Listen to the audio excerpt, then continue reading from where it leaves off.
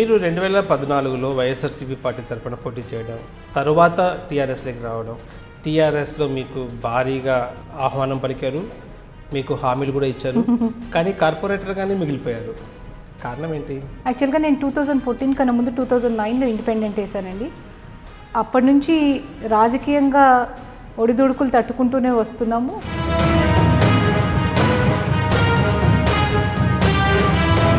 అప్పుడు కూడా అన్ని కాంట్రవర్సీస్ అయ్యాయి. టీజీఆర్కి వైఎస్ఆర్కి కుదరదు, పోయి వైఎస్ఆర్ పార్టీలో ఎలా జాయిన్ అయ్యారని. కానీ డెఫినెట్గా జగన్మోహన్ రెడ్డి గారు ఒక మంచి లీడర్ ఉండే, ఆ కాన్ఫిడెన్స్ మాకు ఇచ్చారు. కానీ వైఎస్ఆర్సీపీ పార్టీ తరపున పోటీ చేస్తే గెలుస్తాము అన్న ఆత్మస్థైర్యం ఎలా వచ్చింది మీకు? అసలు ప్రజలు టీజీఆర్ కూతుర్లక నన్ను ఆశీర్వదిస్తారు, ఎందుకంటే వైఎస్ఆర్ గారు కూడా చాలా సర్వీసెస్ చేశారు ఈ ఏరియాలో, అందరికి కూడా గుర్తింపు లెక్క ఉండే. అంత తెలంగాణ వేవ్లో కూడా నేను రిమార్కబుల్ మార్క్స్ తెచ్చుకోగలిగాను. పీజీఆర్ అంటే ఆయన ఒక రాజకీయాలకి కేర్ ఆఫ్ ఆయన. సో ఆయన బిడ్డ కార్పొరేటర్గా నిలబడమని టీఆర్ఎస్ ఆదేశిస్తే ఆ ఆదేశాలకు అనుగుణంగా ఇప్పుడు కూడా కార్పొరేటర్గానే ఉన్నారు. ఎలా అనిపిస్తుంది? ఎన్నో ఎమ్మెల్యే టికెట్లు మా ఇంట్లో నుంచే వెళ్ళాయి. అలాంటిది నేను ఒక కార్పొరేటర్గా నిలబడతానని నేను కూడా అనుకోలేదు. డెఫినెట్గా అది విన్నప్పుడు నాకు కూడా షాక్ ఉండే.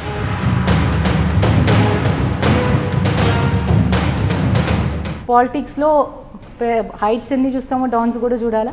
నా లైఫ్లో ఎక్కువ మాత్రం ఇవే డౌన్ ట్రెండ్ ఎక్కువ నడుస్తుంది. పూలు అమ్మిన చోటే కట్టెలు అమ్మడం అనేది చాలా మానసిక శోభకు గురి చేస్తుంది. అలాంటి పరిస్థితి మీ కుటుంబానికి ఉందనుకుంటున్నా.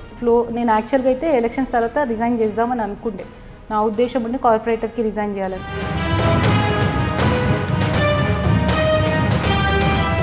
మీ నాన్నగారి హైట్స్ చూస్తారు దగ్గరగా. ఆయన ఒక వెలిగిన ఆ నియోజకవర్గంలో మీరు కార్పొరేటర్గా కొన్ని ప్రోటోకాల్ విషయాల్లో వెనక చైర్లో కూర్చోవలసిన పరిస్థితి వస్తే ఆ పరిస్థితిని మీరు డైజెస్ట్ చేసుకోలేక కొన్ని డయాసుల పైన మానసిక క్షోభకు గురయ్యి కన్నీరు కూడా కార్చిన సందర్భాలు ఉన్నాయి. 58 జియో కింద పట్టాలు ఇష్యూ చేస్తున్నారు. పట్టాలు ఇష్యూ చేస్తుంటే రామకృష్ణ నగర్లో అన్నది ఒక బస్తీ ఉన్నది.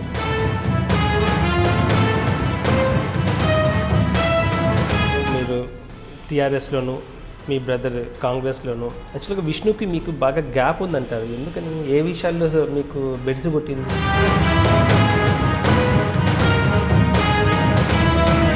ప్రజలే మీ బలం అని చెప్తున్నారు. ఈ ప్రజా బలంతోనే మీరు రాబోయే ఎన్నికల్లో నిజంగానే మీ నాన్న కోరికలు నెరవేర్చగల సత్తా, ఆలోచన, ఆశయ సాధనకి మీకు అవకాశం ఉందనుకుంటున్నారా? డెఫినెట్గా అండి. ప్రజాబలం ముందు ఎవరైనా లొంగాల్సిందే, ఏ పార్టీ అయినా లొంగాల్సిందే. ఇప్పుడు మనకి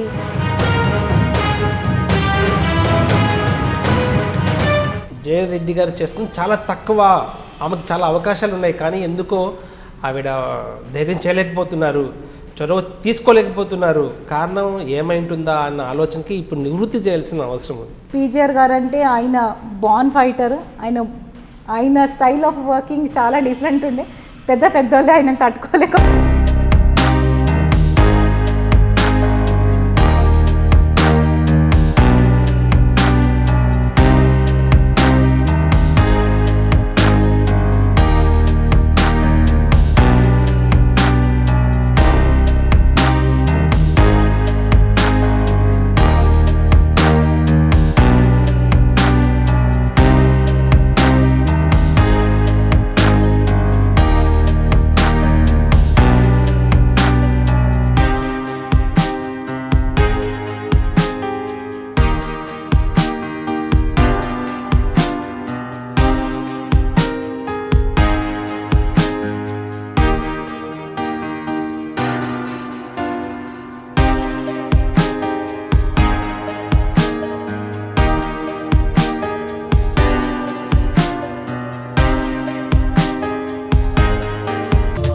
ఆయన కష్టార్జితం కొద్దిమంది బినామీల పేర్లతో పెట్టి 100 కోట్ల రూపాయలు మోసపోయారు, మీ కుటుంబానికి దక్కలేదు అని చెప్పి ప్రచారం. దాన్ని ఎలా చూస్తున్నారు? మా అందరికీ కూడా ఎప్పుడు కూడా ఫైనాన్షియల్ ఆస్పెక్ట్స్ కావండి. మాకు ఎప్పుడు కూడా నాన్నగారు పేరు ఎట్లా తీసుకొని వెళ్ళాలా. పీజీఆర్ ఒక బ్రాండ్ ఇమేజ్ పాలిటిక్స్లోనే.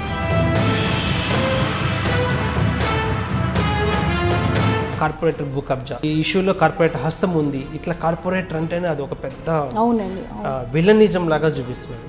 సో అలాంటి సంఘటనలతో మీకు ఏమన్నా ఇంటర్లింక్లు కానీ అలాంటి అవసరం కానీ ఆవశ్యకత కానీ ఏమన్నా వచ్చిందా మీకు? అప్పుడులో కార్పొరేటర్స్ అట్లా ఉంటుండే, కానీ ఇప్పుడు చాలా ఎడ్యుకేటెడ్ ఉన్నారు, వాళ్ళకి చాలా అవగాహన ఉన్నది అండ్ ఫైనాన్షియల్లీ కూడా స్ట్రాంగ్ ఉన్నారు.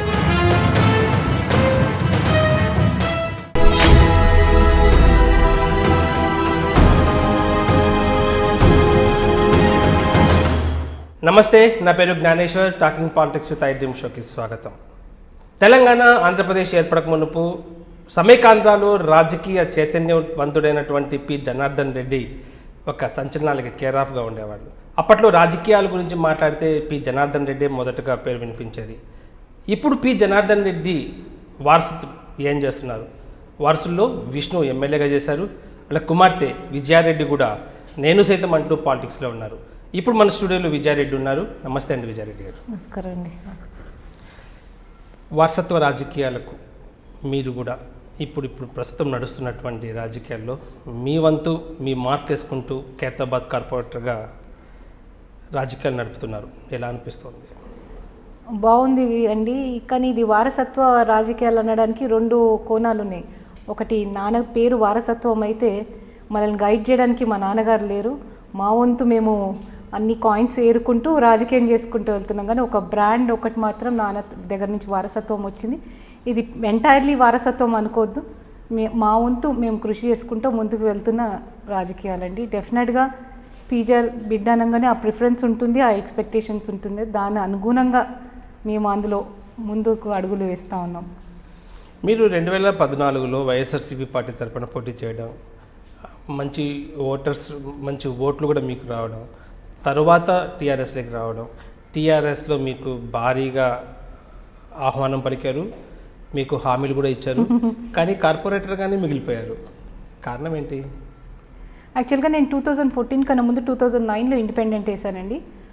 అప్పటి నుంచి రాజకీయంగా ఒడిదుడుకులు తట్టుకుంటూనే వస్తున్నాము. 2009లో షేర్లింగంపల్లి నుంచి, అప్పుడు ఖైరతాబాద్లో అదొక భాగం ఉండే, అక్కడ నుంచి ఇండిపెండెంట్ వేయడం జరిగింది. నాన్నగారు 2007లో ఇదయ్యాక విష్ణువర్ధన్ రెడ్డి 2008లో మొత్తం ఖైరతాబాద్ కాన్స్టిట్యున్సీకి ఎమ్మెల్యేగా కంటెస్ట్ చేశారు. మంచి భారీ మెజార్టీతో గెలిచారు, రికార్డ్ స్థాయిలో గెలిచారు. ఆ తర్వాత వచ్చిన ఎలక్షన్స్లో 2009లో అప్పటి నుంచే మాకు కొంచెం ఎక్స్పెక్టేషన్స్ ఉండే. డెఫినెట్గా ఖైరతాబాద్ పెద్ద కాన్స్టిట్యున్సీ, 4 అందులో పేరు ఖైరతాబాద్ కాబట్టి మా ఫ్యామిలీకి ప్రిఫరెన్స్ ఉంటుందనే ఉద్దేశంతో పార్టీ నుంచి సూచనలు కూడా అప్పుడు కాంగ్రెస్ పార్టీ నుంచి అలాగే ఉండే.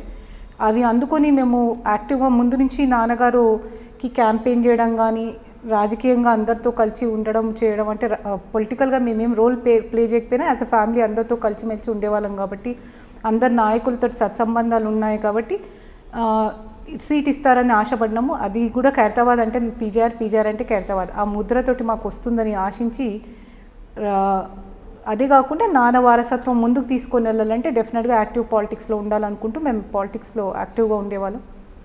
2009లో సీట్ విష్ణువర్ధన్ రెడ్డి జూబ్లీహిల్స్ ఎంచుకోవడంతో ఆయన అక్కడికి వెళ్ళడం, ఖైరతాబాద్ నియోజకవర్గం ఇది మాకు ఇస్తారని ఆశపడినాం కానీ ఇవ్వలేదు. మన వంతు మన ఉనికి చాటుకోవాలని షేర్లింగంపల్లి నుంచి అక్కడున్న పెద్దలు మనల్ని ఎంకరేజ్ చేస్తే ఇండిపెండెంట్గా వేసాను. అక్కడ కూడా మంచి మార్క్, అంటే ఒక 15-20 డేస్లోనే మంచి మార్క్ తెచ్చుకోగలిగాను. అది పీజీఆర్ బ్రాండ్ ఇమేజ్ ఏందో కొంచెం మనకు పబ్లిక్కి తెలిసింది. డెఫినెట్గా 15 డేస్లో ఒక మంచి రిజల్ట్స్ చూపించుకోగలిగాను.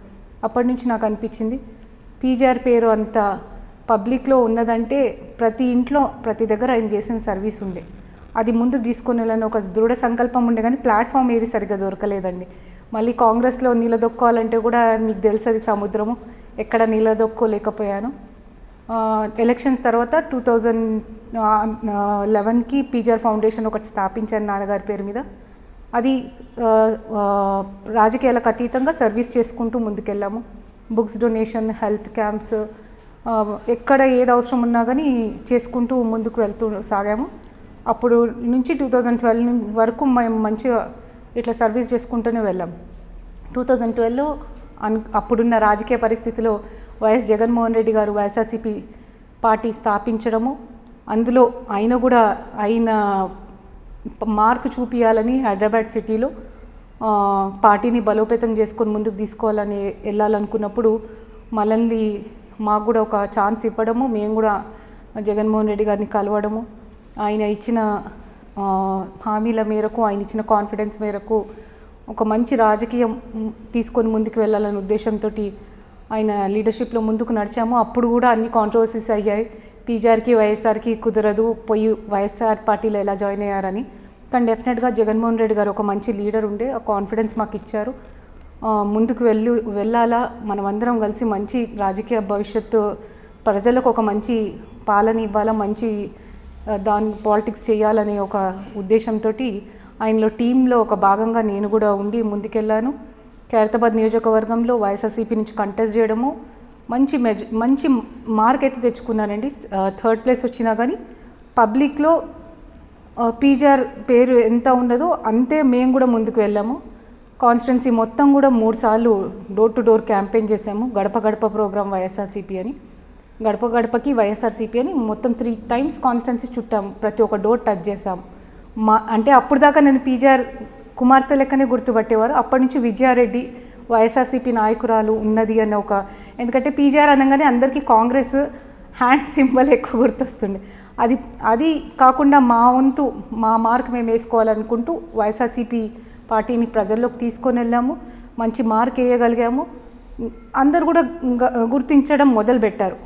ఎక్కడ ఏ ఇష్యూస్ ఉన్నా కానీ అడ్రస్ చేయడం కానీ, పార్టీ ఇచ్చిన పిలుపులకు ధర్నాలు చేయడమే కానీ, పబ్లిక్ ఏ ఇష్యూస్ ఉన్నా కానీ గవర్నమెంట్ లెవెల్లో మనం రిప్రజెంట్ చేయడం కానీ చేసుకుంటూ వెళ్ళాము. అఫీషియల్స్ దగ్గర తీసుకొని వెళ్ళి చిన్న మన వంతు కృషిగా మనం సాల్వ్ చేసుకుంటూ వెళ్తుంటే నాకు కూడా అనిపించింది, కాన్ఫిడెన్స్ పెరిగింది, డెఫినెట్గా మనం చేయగలుగుతామని.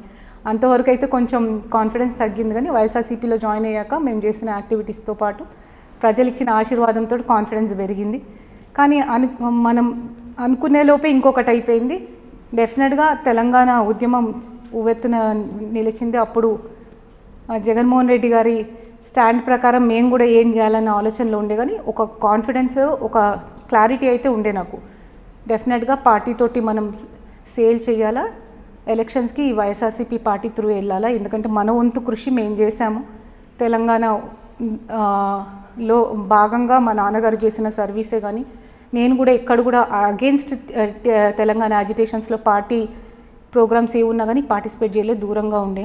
సో నాకు ఒక సాటిస్ఫాక్షన్, జస్టిఫికేషన్ చేసుకునే కెపాసిటీ ఉండే, నాకు నమ్మకం ఉండే. సో అందుకనే నేను 2014లో తెలంగాణ అంత స్ట్రాంగ్ ఉద్యమం ఉన్నా, సెంటిమెంట్ ఉన్నా కానీ వైఎస్ఆర్సీపీ నుంచి కంటెస్ట్ చేయాలనుకున్నా. ఎందుకంటే జగన్మోహన్ రెడ్డి గారు మా మీద బాగా నమ్మకం పెట్టారు. నన్ను బాగా ఎంకరేజ్ చేసేవారు, మంచి రాజకీయాలు చేయాలని ఎంకరేజ్ చేసేవాళ్ళు. సో ఆయనను కూడా మేము కూడా పార్టీని లాస్ట్ మూమెంట్లో వదలొద్దు అనుకున్నాం. మాకు కూడా నమ్మకం ఉండే వైఎస్ రాజశేఖర రెడ్డి గారు చేసిన సర్వీసెస్ ఇక్కడ కూడా ఉన్నది, ఆయన వెల్ విషెస్ ఉన్నారు కాబట్టి డెఫినెట్గా ఒక మార్క్ ఉంటుంది, అది కూడా సపోర్ట్ అవుతుందనే ఉద్దేశంతో వెళ్ళాము. అట్లే 2 కాంబినేషన్స్ కలిసి వచ్చాయండి. డెఫినెట్గా యాంటీ తెలంగాణ వేవ్ నడిచిన టైంలో కూడా అంటే ఉంటుంది అనుకున్నాం. కానీ తెలంగాణ అంత మంచిగా ఉన్నప్పుడు కూడా మాకు రిమార్కబుల్ మార్క్స్. కానీ ఎమ్మెల్యే అవ్వాలనే పోటీ చేస్తారు, కానీ వైఎస్ఆర్సీపీ పార్టీ తరఫున పోటీ చేస్తే గెలుస్తాము అన్న ఆత్మస్థైర్యం ఎలా వచ్చింది మీకు? అసలు గెలవము అన్న నమ్మకంతో దిగారా? ఎందుకంటే తెలంగాణ అప్పుడప్పుడే పుట్టిన బిడ్డ, తెలంగాణ వాదం చాలా తీవ్రంగా ఉన్నటువంటి ఆ పరిస్థితుల్లో వైఎస్ఆర్సీపీ పార్టీ తరఫున పోటీ చేసి గెలుస్తాను అన్న నమ్మకం అతి విశ్వాసం అవుతుందా? 100% అండి. నాకు మాత్రం నమ్మకం ఉండే. ఎందుకంటే నేను ఒక తెలంగాణ బిడ్డ లెక్క, నేను కూడా ఒక తెలంగాణ బిడ్డనే. సరే అప్పుడు దాకా మనకు సెంటిమెంట్స్ నడిచినా కానీ డెవలప్మెంట్లో కానీ ప్రజలు పీజీఆర్ కూతురు లెక్క నన్ను ఆశీర్వదిస్తారు. ఎందుకంటే వైఎస్ఆర్ గారు కూడా చాలా సర్వీసెస్ చేశారు ఈ ఏరియాలో, అందరికి కూడా గుర్తింపు లెక్క ఉండే. నాకు ఒకటి ఉండే, సెంటిమెంటల్గా మనం లాస్ట్ మూమెంట్లో పార్టీని వదిలేసి వెళ్ళొద్దు, నమ్ముకున్న మనం పార్టీ కోసం, పార్టీ మన కోసం అని సిద్ధాంతాలు నమ్మిన దాన్ని నేను. కాబట్టి జగన్మోహన్ రెడ్డి గారు కూడా ఆ టైంలో కంటెస్ట్ డెఫినెట్గా చేస్తాము, మాకు చూపిస్తాం అనుకున్నాము. కానీ ఒక కాన్ఫిడెన్స్ ఉండే, ఖైరతాబాద్ అంటే మా పుట్టినిల్లు కాబట్టి కన్విన్స్ చేసుకుంటానని ఒక నమ్మకం ఉండే. చాలామంది చెప్పారు నాకు, కానీ నాకు అది ధైర్యం ఉండే, నమ్మకం ఉండే. మన పుట్టినిల్లో మనం ఎలాంటి పరిస్థితులను నెగ్గొచ్చు. నేను తెలంగాణకు కట్టుబడి ఉన్నాను యాజ్ ఏ ఇండివిజువల్. పార్టీ ఏదన్నా కానీ నేను తెలంగాణకు కట్టుబడి ఉండేను. చెప్తున్నాను కదా, యాంటీ తెలంగాణ దేంట్లో కూడా పార్టిసిపేట్ చేయలేదు కాబట్టి నేను జస్టిఫై చేసుకోవచ్చు. నన్ను కూడా నమ్ముతారని ఒక ఉద్దేశంతో ఎంతవరకు మనం సాధించినాం ఇప్పటిదాకా as a Vijaya Reddy, PGR daughter ఒకటైతే యాజ్ విజయారెడ్డి నేను ఎంత సాధించినా నేను చూడాలనుకున్నాను. జగన్మోహన్ రెడ్డి గారు పార్టీలోనే ఉండి వైఎస్ఆర్సీపీలోనే నేను ఉండి కంటెస్ట్ చేశాను. చాలా తక్కువ మంది ఉండే, అప్పటికి పెద్ద పెద్ద వాళ్ళందరూ వెళ్ళిపోయారు, ఆల్మోస్ట్ అందరూ బయటకు వెళ్ళారు. కానీ నేను మాత్రం కాన్ఫిడెంట్గా, అప్పటికి నాకు వేరే పార్టీస్ది ఆపర్చునిటీస్ ఆప్షన్స్ ఉండే, కానీ నేను మాత్రం క్లారిటీ తోటి వైఎస్ఆర్సీపీలోనే సేల్ కావాలనుకున్నాను, సేల్ అయ్యాను. నాకు ఇప్పుడు కూడా ఏం రిగ్రెట్స్ లేవండి. డెఫినెట్గా I'm happy with what ever I have done. ఇప్పుడు కూడా నాకు అదే కాన్ఫిడెంట్ మాట. మొన్న ఇప్పుడు ఎక్కడ నిలబడినా నేను నా వంతు నేను చేసుకోగలుగుతాను అన్న నా విజయారెడ్డి అంటే ఖైరతాబాద్లో తీసేయలేవు అట్లీస్ట్. అంటే తను కూడా ఒక ఇంపార్టెంట్ పార్ట్ అన్నది నాకు అనిపించింది. ఎందుకంటే అంత తెలంగాణ వేవ్లో కూడా నేను రిమార్కబుల్ మార్క్స్ తెచ్చుకోగలిగాను. అప్పుడు ఎగ్జిస్టింగ్ ఎమ్మెల్యేకి ఢీగొట్టి ఆయనని కూర్చోబెట్టగలిగామంటే డెఫినెట్గా విజయారెడ్డి ఏందో చూపించుకోగలిగాను. టీఆర్ఎస్ నుంచి పోటీ చేసిన గోవర్ధన్ రెడ్డి కన్నా ముందంజు ఉన్నారు. అది చెప్తున్నా. ఒకటి ఏంటంటే ఖైరతాబాద్లో ఒకటి ఉందండి, కాంబినేషన్ ఒకటి ఉండే. ఆంధ్ర సెటిలర్ ఎన్ని కాలనీస్ ఎన్ని స్లమ్స్ ఉన్నాయో అన్ని సెటిలర్స్ కూడా ఉండే. అన్ని కాంబినేషన్లో నాకు వర్కౌట్ అవుతుందనే నమ్మకం బాగుండే నాకు. ఎందుకంటే ఆబ్వియస్లీ మీరు అన్నట్టు ఎలక్షన్కి వెళ్ళినప్పుడు మనం ఓట్ల లెక్కింపులు ఓట్ల సమీకరణ చూసుకొని వెళ్తాము. ఆంధ్ర వాళ్ళు తెలంగాణ వాళ్ళు ఎంతమంది ఉన్నారు, ఆంధ్ర వాళ్ళు కూడా ఉన్నారు. ఇప్పుడు జూబ్లీహిల్స్ కానీ సోమాజిగూడ కానీ పంజగుట్ట కానీ అన్ని కాలనీస్ ఉన్నాయి. అందులో అక్కడ కూడా అందరు ఆంధ్ర పీపుల్ రిసైటింగ్ ఉన్నారు, ఫేవరబుల్ వాళ్ళు ఉండే. సో నాకు భయం అనిపించలేదు, డెఫినెట్గా కాన్ఫిడెంట్గానే ఉండే. నేను గెలుస్తానని బాగా ధీమా ఉండే నాకు. ఎందుకంటే మనం చేసిన సర్వీస్, నాన్నగారి పేరు, జగన్మోహన్ రెడ్డి గారు వైఎస్ఆర్సీపీ పార్టీ పెట్టడం అవన్నీ బాగా క్లిక్ అయ్యాయి స్టార్టింగ్లో. లాస్ట్ మూమెంట్లో యాంటీ తెలంగాణ నేనెక్కడ పోలే కాబట్టి అది నాకు అంత అంటుకోదని అనుకున్నాను. కానీ ఏదైనా కానీ డెఫినెట్గా కాన్ఫిడెంట్గా ఉండేను. మంచి I'm happy with what ever success I had అండి. 2000 ఎలక్షన్స్ వరకు అయితే ఐఎమ్ హ్యాపీ. అక్కడి నుంచి మళ్ళీ మొదలైంది పార్టీ. తర్వాత నిలదొక్కుంటుందని ఒకటి ఉండే. ఎందుకంటే జగన్మోహన్ రెడ్డి గారు అక్కడ సీఎం అయ్యే ఛాన్సెస్ కూడా బాగానే ఉండి చాలా త్రుటిలో తప్పినాయి. అక్కడ ఉన్నా కానీ మనం ఇక్కడ నుంచి స్ట్రాంగ్ అయ్యి స్ట్రెంత్ అని మనం ప్రొసీడ్ అవ్వచ్చు అనుకున్నాం. కానీ ఒక్కసారి అక్కడ వైఎస్ఆర్సీపీ ఇది కావడము, జగన్మోహన్ రెడ్డి గారు కూడా మొత్తం ఆంధ్ర పాలిటిక్స్లో దిగాల్సి వచ్చింది. ఆయన కూడా ఇక్కడ తెలంగాణ సైడ్ చేయలేకపోయేసరికి మళ్ళీ మా పరిస్థితి అదే వచ్చింది, A2 అన్నది అనుకున్నప్పుడు టీఆర్ఎస్ టీఆర్ఎస్ పార్టీ మాకు ఒక మంచి ఆప్షన్ అనిపించింది. అప్పటికి నాకు ఎలక్షన్ కంటెస్ట్ చేయకముందు కూడా అందరు అన్నారు టీఆర్ఎస్లోకి వెళ్ళాల్సిందని. అప్పుడు నాకు మాత్రం ఆలోచన లేకుండా అటు చూడని కూడా లేదు. డెఫినెట్గా ఇప్పుడున్న ఆప్షన్స్లో అది బెటర్ అనిపించి మేము పార్టీని అప్రోచ్ కావడం జరిగింది. అంటే ఆప్షన్ వరకే టీఆర్ఎస్ఆ లేకుంటే రాజకీయ భవిష్యత్తు కూడా టీఆర్ఎస్లో ఉంటుందని చెప్పి టీఆర్ఎస్లోకి వచ్చారు? చెప్తున్నాను కదండి, మాకు రాజకీయ ఉనికి కోసమే టీఆర్ఎస్ జెండా పట్టారా? ఇప్పుడు మనం రాజకీయాల్లో ఉండాలంటే యాక్టివ్ ఉండాలి, ఏదో ఒక బ్యాక్గ్రౌండ్ ఉండాలి. As a individual I cannot proceed కదండి. డెఫినెట్గా టీఆర్ఎస్ పార్టీ మంచి ఆప్షన్ అనిపించింది. మంచి అంటే ఒక పార్టీ బ్యాక్గ్రౌండ్కి వెళ్ళాలనుకున్నప్పుడు అప్పుడున్న పరిస్థితే కాకుండా నేను తర్వాత నా రాజకీయ జీవితంలో కూడా నేను ఎప్పుడు కూడా పార్టీ వదిలే ఆలోచనలు సూచనలు ఎప్పుడు ఇవ్వలేదు. ఎందుకంటే చెప్తున్నాను, అంత డౌన్ ట్రెండ్లో ఉన్నా కానీ వైఎస్ఆర్సీపీ పార్టీ నుంచి కంటెస్ట్ చేశాను, ఎందుకంటే పార్టీకి కట్టుబడి ఉండాలని. సో అదే నా తత్వము, ఎక్కడన్నా నమ్ముకుంటే 100% ఇవ్వడం అని. టీఆర్ఎస్ పార్టీ అంటే అప్పుడే వింగ్స్ ఇది చేసుకుంటూ అంతా వాళ్ళు కూడా స్ట్రెంగ్తన్ అవుతున్నారు కాబట్టి కొత్త వాళ్ళకి ఛాన్సెస్ ఉంటాయి, అబ్జర్వ్ అవుతాం, మనం పార్టీలో నిలదొక్కోగలుగుతాం అనే ఒక కాన్ఫిడెన్స్ నాకు ఉండే. వేరే పార్టీలో ఆల్రెడీ ఎస్టాబ్లిష్డ్ వాళ్ళు ఉండే, మనకి స్కోప్ తక్కువ ఉండే, మనల్ని రాణించే వాళ్ళు కూడా తక్కువ ఉండే. సో ఇక్కడైతే మనకి అన్ని విధాలు కూడా బాగుండే. మరి ఒకటి చెప్పండి, పీజీఆర్ బిడ్డే. పీజీఆర్ అంటే ఆయన ఒక రాజకీయాలకి కేర్ ఆఫ్. ఆయన సంక్షోభంలో ఉన్న కాంగ్రెస్కి కూడా ఒక వెలుగు తెచ్చినాడు ఒకప్పుడు. సో ఆయన బిడ్డ కార్పొరేటర్గా నిలబడమని టీఆర్ఎస్ ఆదేశిస్తే ఆ ఆదేశాలకు అనుగుణంగా ఇప్పుడు కూడా కార్పొరేటర్గానే ఉన్నారు. ఎలా అనిపిస్తుంది మీకు? ఒకటండి, నేను అనుకున్నాను, నేనే కాదు మా ఫ్యామిలీలో పదవులు ఎన్నో మా నాన్నగారు చూశారు. సిఎల్పి లీడర్ ఉండే, మీరు అన్నట్టు మినిస్టర్ ఉండే, అన్నీ చూసాం. మాకు ప్రజలు ముఖ్యం, ప్రజలతో సత్సంబంధాలు ముఖ్యం. పదవులకు అతీతంగా ప్రజలతో ఎట్లయితే సత్సంబంధాలు కొనసాగించగలుగుతామో, వాళ్ళకి ఎట్లా హెల్పింగ్ చేయగలుగుతాను. ఇప్పుడు నాకు ఏమి డెసిగ్నేషన్ లేకపోతే నేను వాళ్ళకి ఎంత హెల్ప్ చేయగలుగుతాను. ఉట్టి రాజకీయం చేసుకోగలుగుతా, ఒక పార్టీ జెండా పట్టుకొని తిరగగలుగుతా, కానీ మనం వాళ్ళకి ఏమైనా సేవ చేయాలంటే మనం కూడా ఒక ఆధారం ఉండాలి. కాబట్టి అందులో పదవులు ముఖ్యం కాదు, ప్రజలతో ఉండడం ముఖ్యం అనుకున్నాను నేను.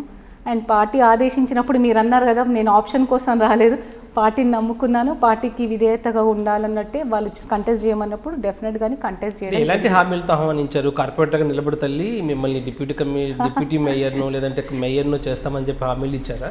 లేదండి, నేను జాయిన్ అయినప్పుడైతే అసలు నాకు కార్పొరేటర్ అన్నది వాళ్ళు అనలేదు, మేము ఆలోచించుకోలేదు. మీ ఇంట్లో కార్పొరేటర్ పదానికి అర్థం తెలియదు అనుకుంటాను. అదే అనుకుంటున్నా, ఎన్నో ఎమ్మెల్యే టికెట్లు మా ఇంట్లో నుంచి వెళ్ళాయి, అలాంటిది నేను ఒక కార్పొరేటర్గా నిలబడతానని నేను కూడా అనుకోలేదు. డెఫినెట్గా అది విన్నప్పుడు నాకు కూడా షాక్ ఉండే, నన్ను కార్పొరేటర్కి నిలబడమంటున్నారు అన్నది. కానీ అప్పుడున్న సిచ్యువేషన్తో అనుగుణంగా మాకు అనిపించింది, పార్టీ ఆదేశించినప్పుడు మనం కాదనొద్దు. సరే, ఇంకా ఎమ్మెల్యే ఎలక్షన్స్కి కూడా చాలా గ్యాప్ ఉండే, మీకు తెలుసు 2016లో అయ్యింది ఎలక్షన్స్. సో మన వంతు మనకు ఒక ఛాన్స్ ఇస్తే మనం ఎంత సర్వీస్ చేస్తాం అన్నది పబ్లిక్కి కూడా చూపించాలని ఒక ఉద్దేశం, క్షేత్రస్థాయి నుంచి రావాలనుకున్నాను. మనకు ఒక ఛాన్స్ ఇస్తే మనం ఎంత వర్క్ చేయగలుగుతాం అన్నది పబ్లిక్కి చూపించాలన్న ఉద్దేశంతో కూడా నేను ఆ కార్పొరేటర్ సీట్ ఒక పాజిటివ్నెస్ తోటి తీసుకున్నాను. పదవులు చిన్నవి కావు, మన అంబిషన్ ఉండాలి కరెక్ట్గా అనేసి తీసుకోవడం జరిగింది. డెఫినెట్గా స్టార్టింగ్లో అందరూ అపోజ్ చేశారు నన్ను, ఈవెన్ నాకు కూడా కన్విన్స్ చేసుకోవడానికి 1-2 వీక్స్ పట్టింది ఆ కార్పొరేటర్కి కంటెస్ట్ చేయాలంటే. కానీ ఒక క్లారిటీతో అయితే ఉండే, నేను కంటెస్ట్ చేయాలా, పార్టీ ఇచ్చింది ఆదేశం, మనం కంటెస్ట్ చేయాలా, చేసినా కానీ సక్సెస్ఫుల్గా మంచి ఇమేజ్ పెట్టుకొని చేయాలనే ఉద్దేశంతో దిగడం జరిగింది. అనుకున్నట్టే నేను ఇప్పుడు కార్పొరేటర్ అని కూడా నాకు కూడా మొహమాటం ఏం లేదు, మంచి హ్యాపీనెస్ తోటి చెప్తాను. As a corporator also I have achieved so many things. So నాకు ఎక్కడ కూడా రిగ్రెట్స్ లేవండి నా పొలిటికల్ లైఫ్లో, ఇది అయి ఉంటే బాగుండు, అదే ఇది ఉంటే బాగుండని. ఒకటి ఏంటంటే కష్టపడిన దానికి మనకు కరెక్ట్గా ఫలితము, మా నాన్నగారు ఉంటే ఇంకా బాగా దొరుకుండునేమో, ఏమో ఒక గాడ్ ఫాదర్ లేనందుకు కూడా ఇబ్బంది పడుతున్నామేమో ఒక థాట్ అయితే ఉంది.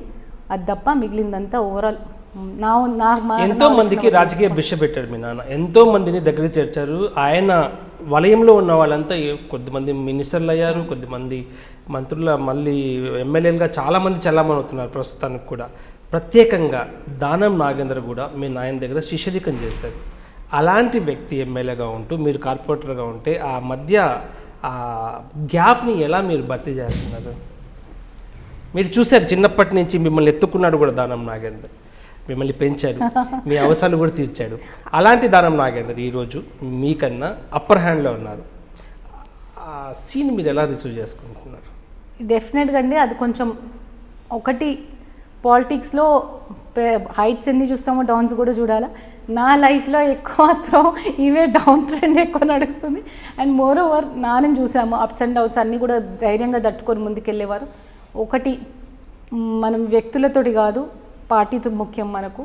పార్టీ మనల్ని డిసైడ్ చేసినప్పుడు మనం నేను యాక్చువల్గా అయితే ఎలక్షన్స్ తర్వాత రిజైన్ చేద్దామని అనుకుండే, నా ఉద్దేశం ఉండి కార్పొరేటర్కి రిజైన్ చేయాలని. కానీ పబ్లిక్కి మనం రీచ్ అవుట్ కావాలన్నా కానీ మళ్ళీ ఇంకో మెసేజ్ వెళ్ళొద్దు, మనం ఏదో సాటిస్ఫైడ్ లేమని అదనే ఉద్దేశంతో కొన్ని రోజులు నేను యాక్టివిటీస్ కూడా తగ్గించుకున్నాను. ఎందుకంటే రిజైన్ చేయాలా, ఇంకా కార్పొరేటర్ అంటే యాజ్ అ కార్పొరేటర్ రిజైన్ చేయాలని అనుకున్నాను.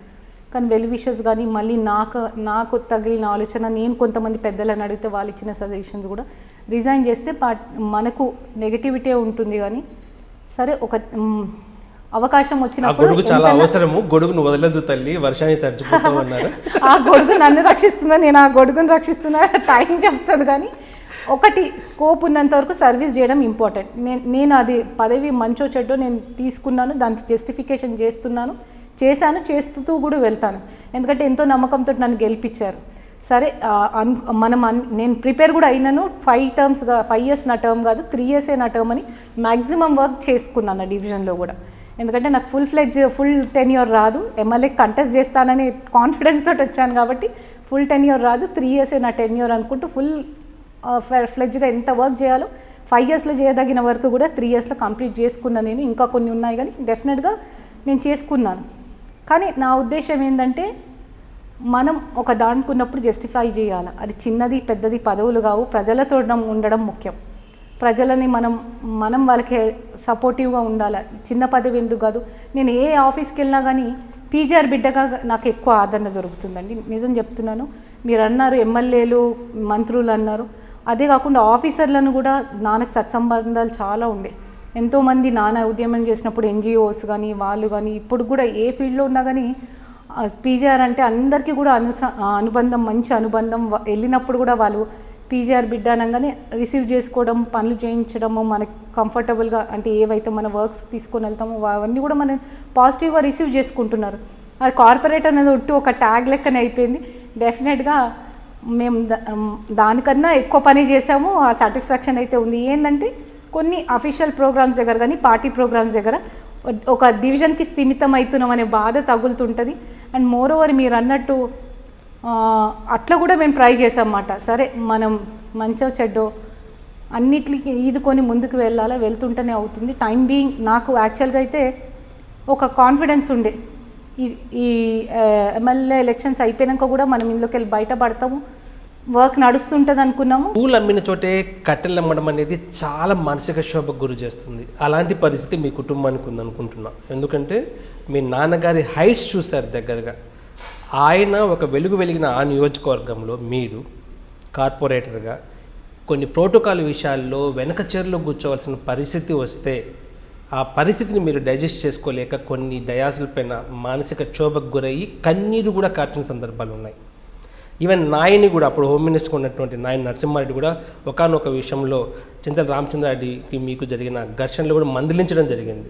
దాన్ని ఎలా చూస్తారు? అసలు ఆ సన్నివేశం ఎలా జరిగింది, ఎందుకు జరిగింది? యాక్చువల్గా అది చాలా మిస్ఫోకస్ చేశారండి. అంటే అది చాలా తప్పుగా చిత్రీకరించారు. యాక్చువల్గా అయితే అది 58 జీవో, అప్పుడు నేను ఇంకా కార్పొరేటర్ కూడా కాదు, ఒక టీఆర్ఎస్ నాయకురాల్ని. 58 జీవో కింద పట్టాలు ఇష్యూ చేస్తున్నారు. పట్టాలు ఇష్యూ చేస్తుంటే రామకృష్ణ నగర్లో అన్నది ఒక బస్తీ ఉన్నది. అది నాన్నగారు ఉన్నప్పుడు కూడా సుప్రీంకోర్టులో కేసు వేయడము, ఆర్ఎన్బి ల్యాండ్ అది బస్తీ ఫేవరబుల్గా వేస్తే ఓడిపోవడం జరిగింది. కానీ ఆ బస్తీ నాన్న సపోర్ట్ తోటే నిలబడడం జరిగింది. సో దానికి రామకృష్ణ నగర్ పక్కన అనుకొని తబేలా బస్తీ, 2 బస్తీలు ఉన్నాయండి. సో దానికోసము 58 జీవో కింద అప్లికేషన్స్ పెట్టినప్పుడు అవి రిజెక్ట్ చేయడం జరిగింది. అంటే ఎవరు యాక్సెప్ట్ కూడా చేస్తలేరు ఎంఆర్ ఆఫీసులలో. మాకు ఇన్ఫర్మేషన్ రాగానే మేము అప్పుడున్న ఆర్ఎండ్బి మినిస్టర్ తుమ్మల నాగేశ్వరరావు గారికి రిప్రజెంటేషన్ ఇచ్చాము. ఇట్లా నాన్నగారు ఉన్నప్పటి నుంచి ఉన్న బస్తీ ఇది, దీనికి డెఫినెట్గా ఈసారి పట్టాలు రావాలా, న్యాయం చేయాలా, ఆర్ఎండ్బి ల్యాండ్ కూడా గవర్నమెంట్ తీసుకొని దీనికి ఎన్ఓసి ఇస్తే పట్టాలు వస్తాయని మేము రిప్రజెంట్ చేయడం జరిగింది.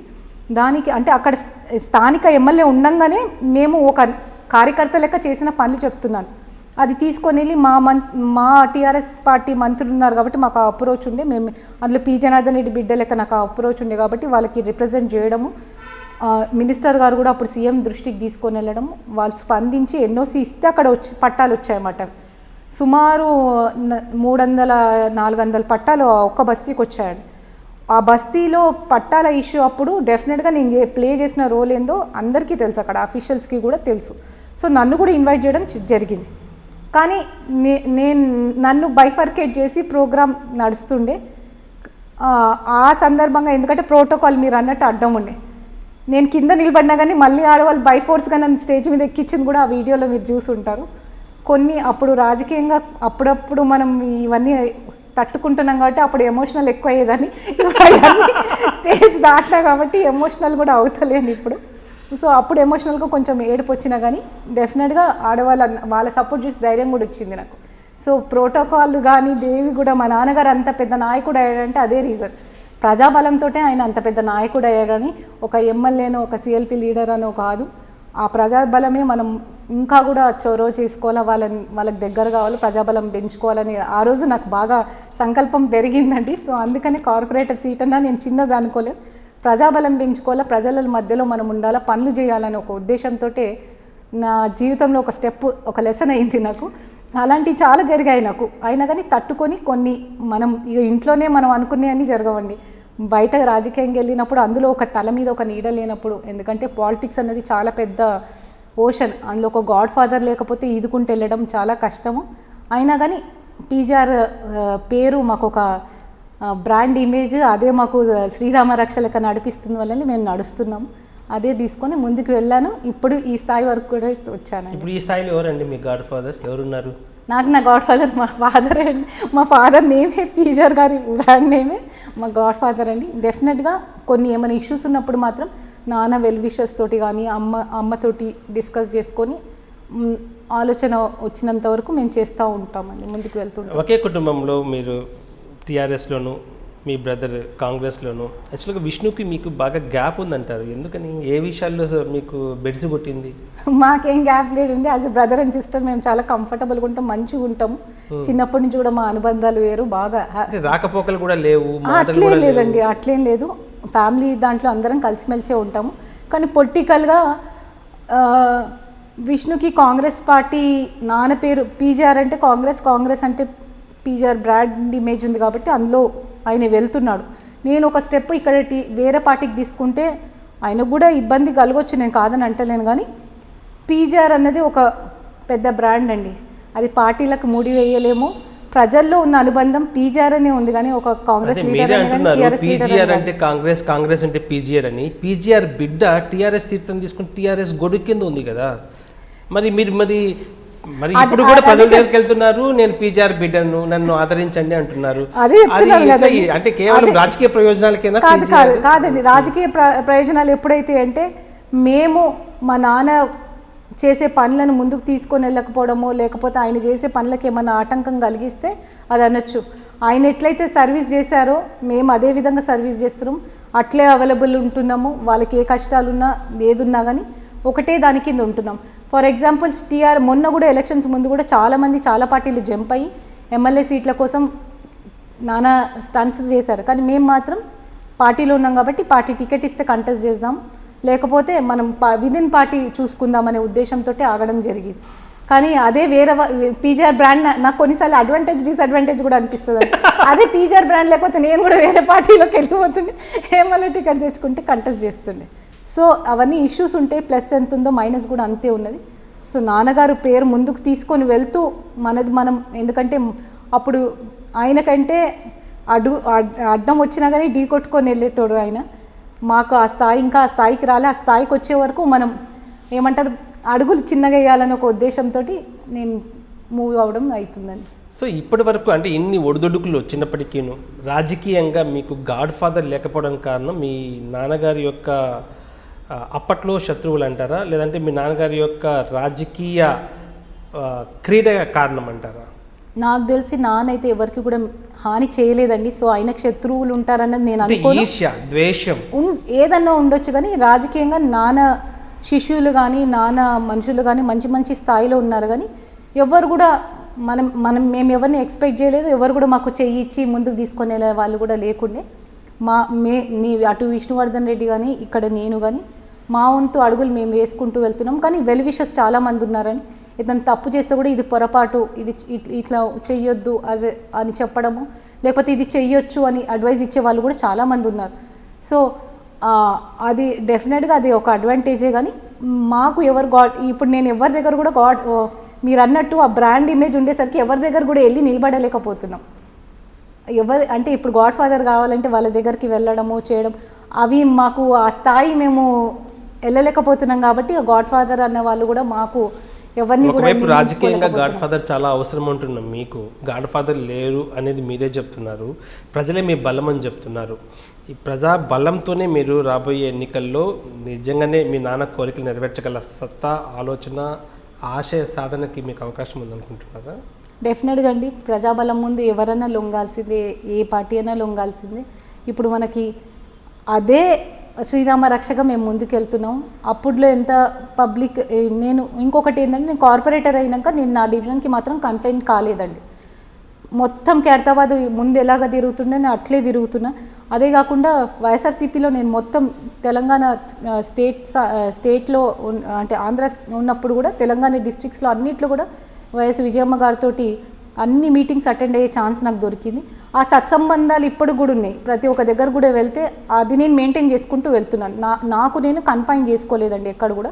ఏదైతే పీజీఆర్ గారి బ్రాండ్ ఉందో నాకు వచ్చిన స్కోప్ వరకు నేను అదే స్థాయిలో వెళ్తున్నా. ఖైరతాబాద్లో కూడా ఇప్పుడు నన్ను ఖైరతాబాద్ కార్పొరేటర్ కన్నా ఖైరతాబాద్ డివిజన్కి పరిమితం ఎవరు చేయలేరు. ఏ ఇష్యూస్ ఉన్నా కానీ నేను కాన్స్టిట్యున్సీ డివిజన్ దాటి కూడా మాట్లాడతాను. అవి కాంట్రవర్సీస్ కూడా చేసింది చాలా దగ్గర. కానీ డెఫినెట్గా డివిజన్ దాటి కూడా ఎక్కడైనా ఏమైనా ఇష్యూస్ ఉన్నా కానీ ఏది ఉన్నా కానీ నా వంతు కృషిగా నేను తీసుకొని వెళ్ళి ఆఫీసర్స్కి రిప్రజెంట్ చేయడము, నాయకులకు రిప్రజెంట్ చేయడము చేస్తున్నాను. అది ఇప్పుడు దాకా జరిగింది. ఇంతకుముందు ఇంకా ఫ్యూచర్ అంటే మీ పందా మారాలి అంటున్నారు. ఎందుకంటే మీ పందా ఎలా ఉందంటే పులి కడుపున పులే పుట్టాలి, కానీ మీ దగ్గర కొంచెం లక్షణాలు ఆ యొక్క సమీకరణాలు మారిపోయాయి అనిపిస్తుంది. ఎందుకంటే ఏదైనా ఇష్యూ వచ్చినప్పుడు పీజీఆర్ పంచింగ్ ఎలా ఉండేదంటే పులి పంజాలాగా ఉండేది. అదే విష్ణుకి కానీ అదే విజయరెడ్డికి కానీ లేవు. కారణం ఏంటి? అంటే వీళ్ళు సర్దుకుపోతున్నారా, భయమా, లేకపోతే రాజకీయ ఉనికికి ఆటంకం అవుతుందేమో మనం ఏమన్నా అడ్వర్స్గా వెళ్తే అన్న ఆలోచన? ఒకటి అండి, నాన్న స్థాయిలో నాన్న పంజాయి విసిరిన ఎఫెక్ట్ ఉంటుండే ఆయన చేసుకోగలిగారు. నేను కూడా నా స్థాయికి ఇప్పుడు చెప్తున్నాను కదా, ఎవరన్నా కార్పొరేటర్ పరిధి దాటి వెళ్ళరు, కానీ నేను చేస్తున్నాను చాలా తక్కువ. ప్రజలు కూడా అనుకుంటున్నారు విజయరెడ్డి గారు చేస్తుంది చాలా తక్కువ, ఆమెకు చాలా అవకాశాలు ఉన్నాయి, కానీ ఎందుకో ఆవిడ ధైర్యం చేయలేకపోతున్నారు, చొరవ తీసుకోలేకపోతున్నారు. కారణం ఏమైంటుందా అన్న ఆలోచనకి ఇప్పుడు నివృత్తి చేయాల్సిన అవసరం ఉంది. లేదండి, నాకు తెలిసినంతవరకు అయితే ఎక్కడ స్కోప్ దొరికినా కానీ నా స్టాండ్ క్లియర్గా చెప్తున్నాను, అదే స్టాండ్ మీద ఉంటున్నాను. ఒకటి, పీజీఆర్ గారు అంటే ఆయన బాన్ ఫైటర్, ఆయన స్టైల్ ఆఫ్ వర్కింగ్ చాలా డిఫరెంట్ ఉండే. పెద్దోళ్ళే ఆయన తట్టుకోలేకపోయినారు.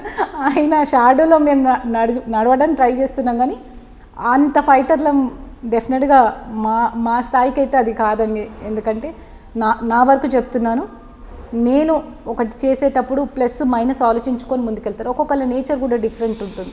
పీజీఆర్ గారు ఏంటంటే దూసుకొని వెళ్ళేవారు, మేము కూడా దూసుకొని వెళ్తూనే కొన్ని ఉంటాయి కదా స్పీడ్ బ్రేకర్స్, అవన్నీ అవరోధిస్తూ అడ్డపడుతుంటాయి. కాబట్టి అవన్నీ కూడా ఆలోచించుకొని ముందుకెళ్తాం. ఎందుకంటే రాజకీయంగా లాంగ్ రన్లో నాన్న పేరు తీసుకొని వెళ్ళాలనుకున్నాం. ఏదో ఒక్క రోజుతోటి చేసుకొని నేను ఇంట్లో కూర్చోవాలని ఎప్పుడూ అనుకోలేదు.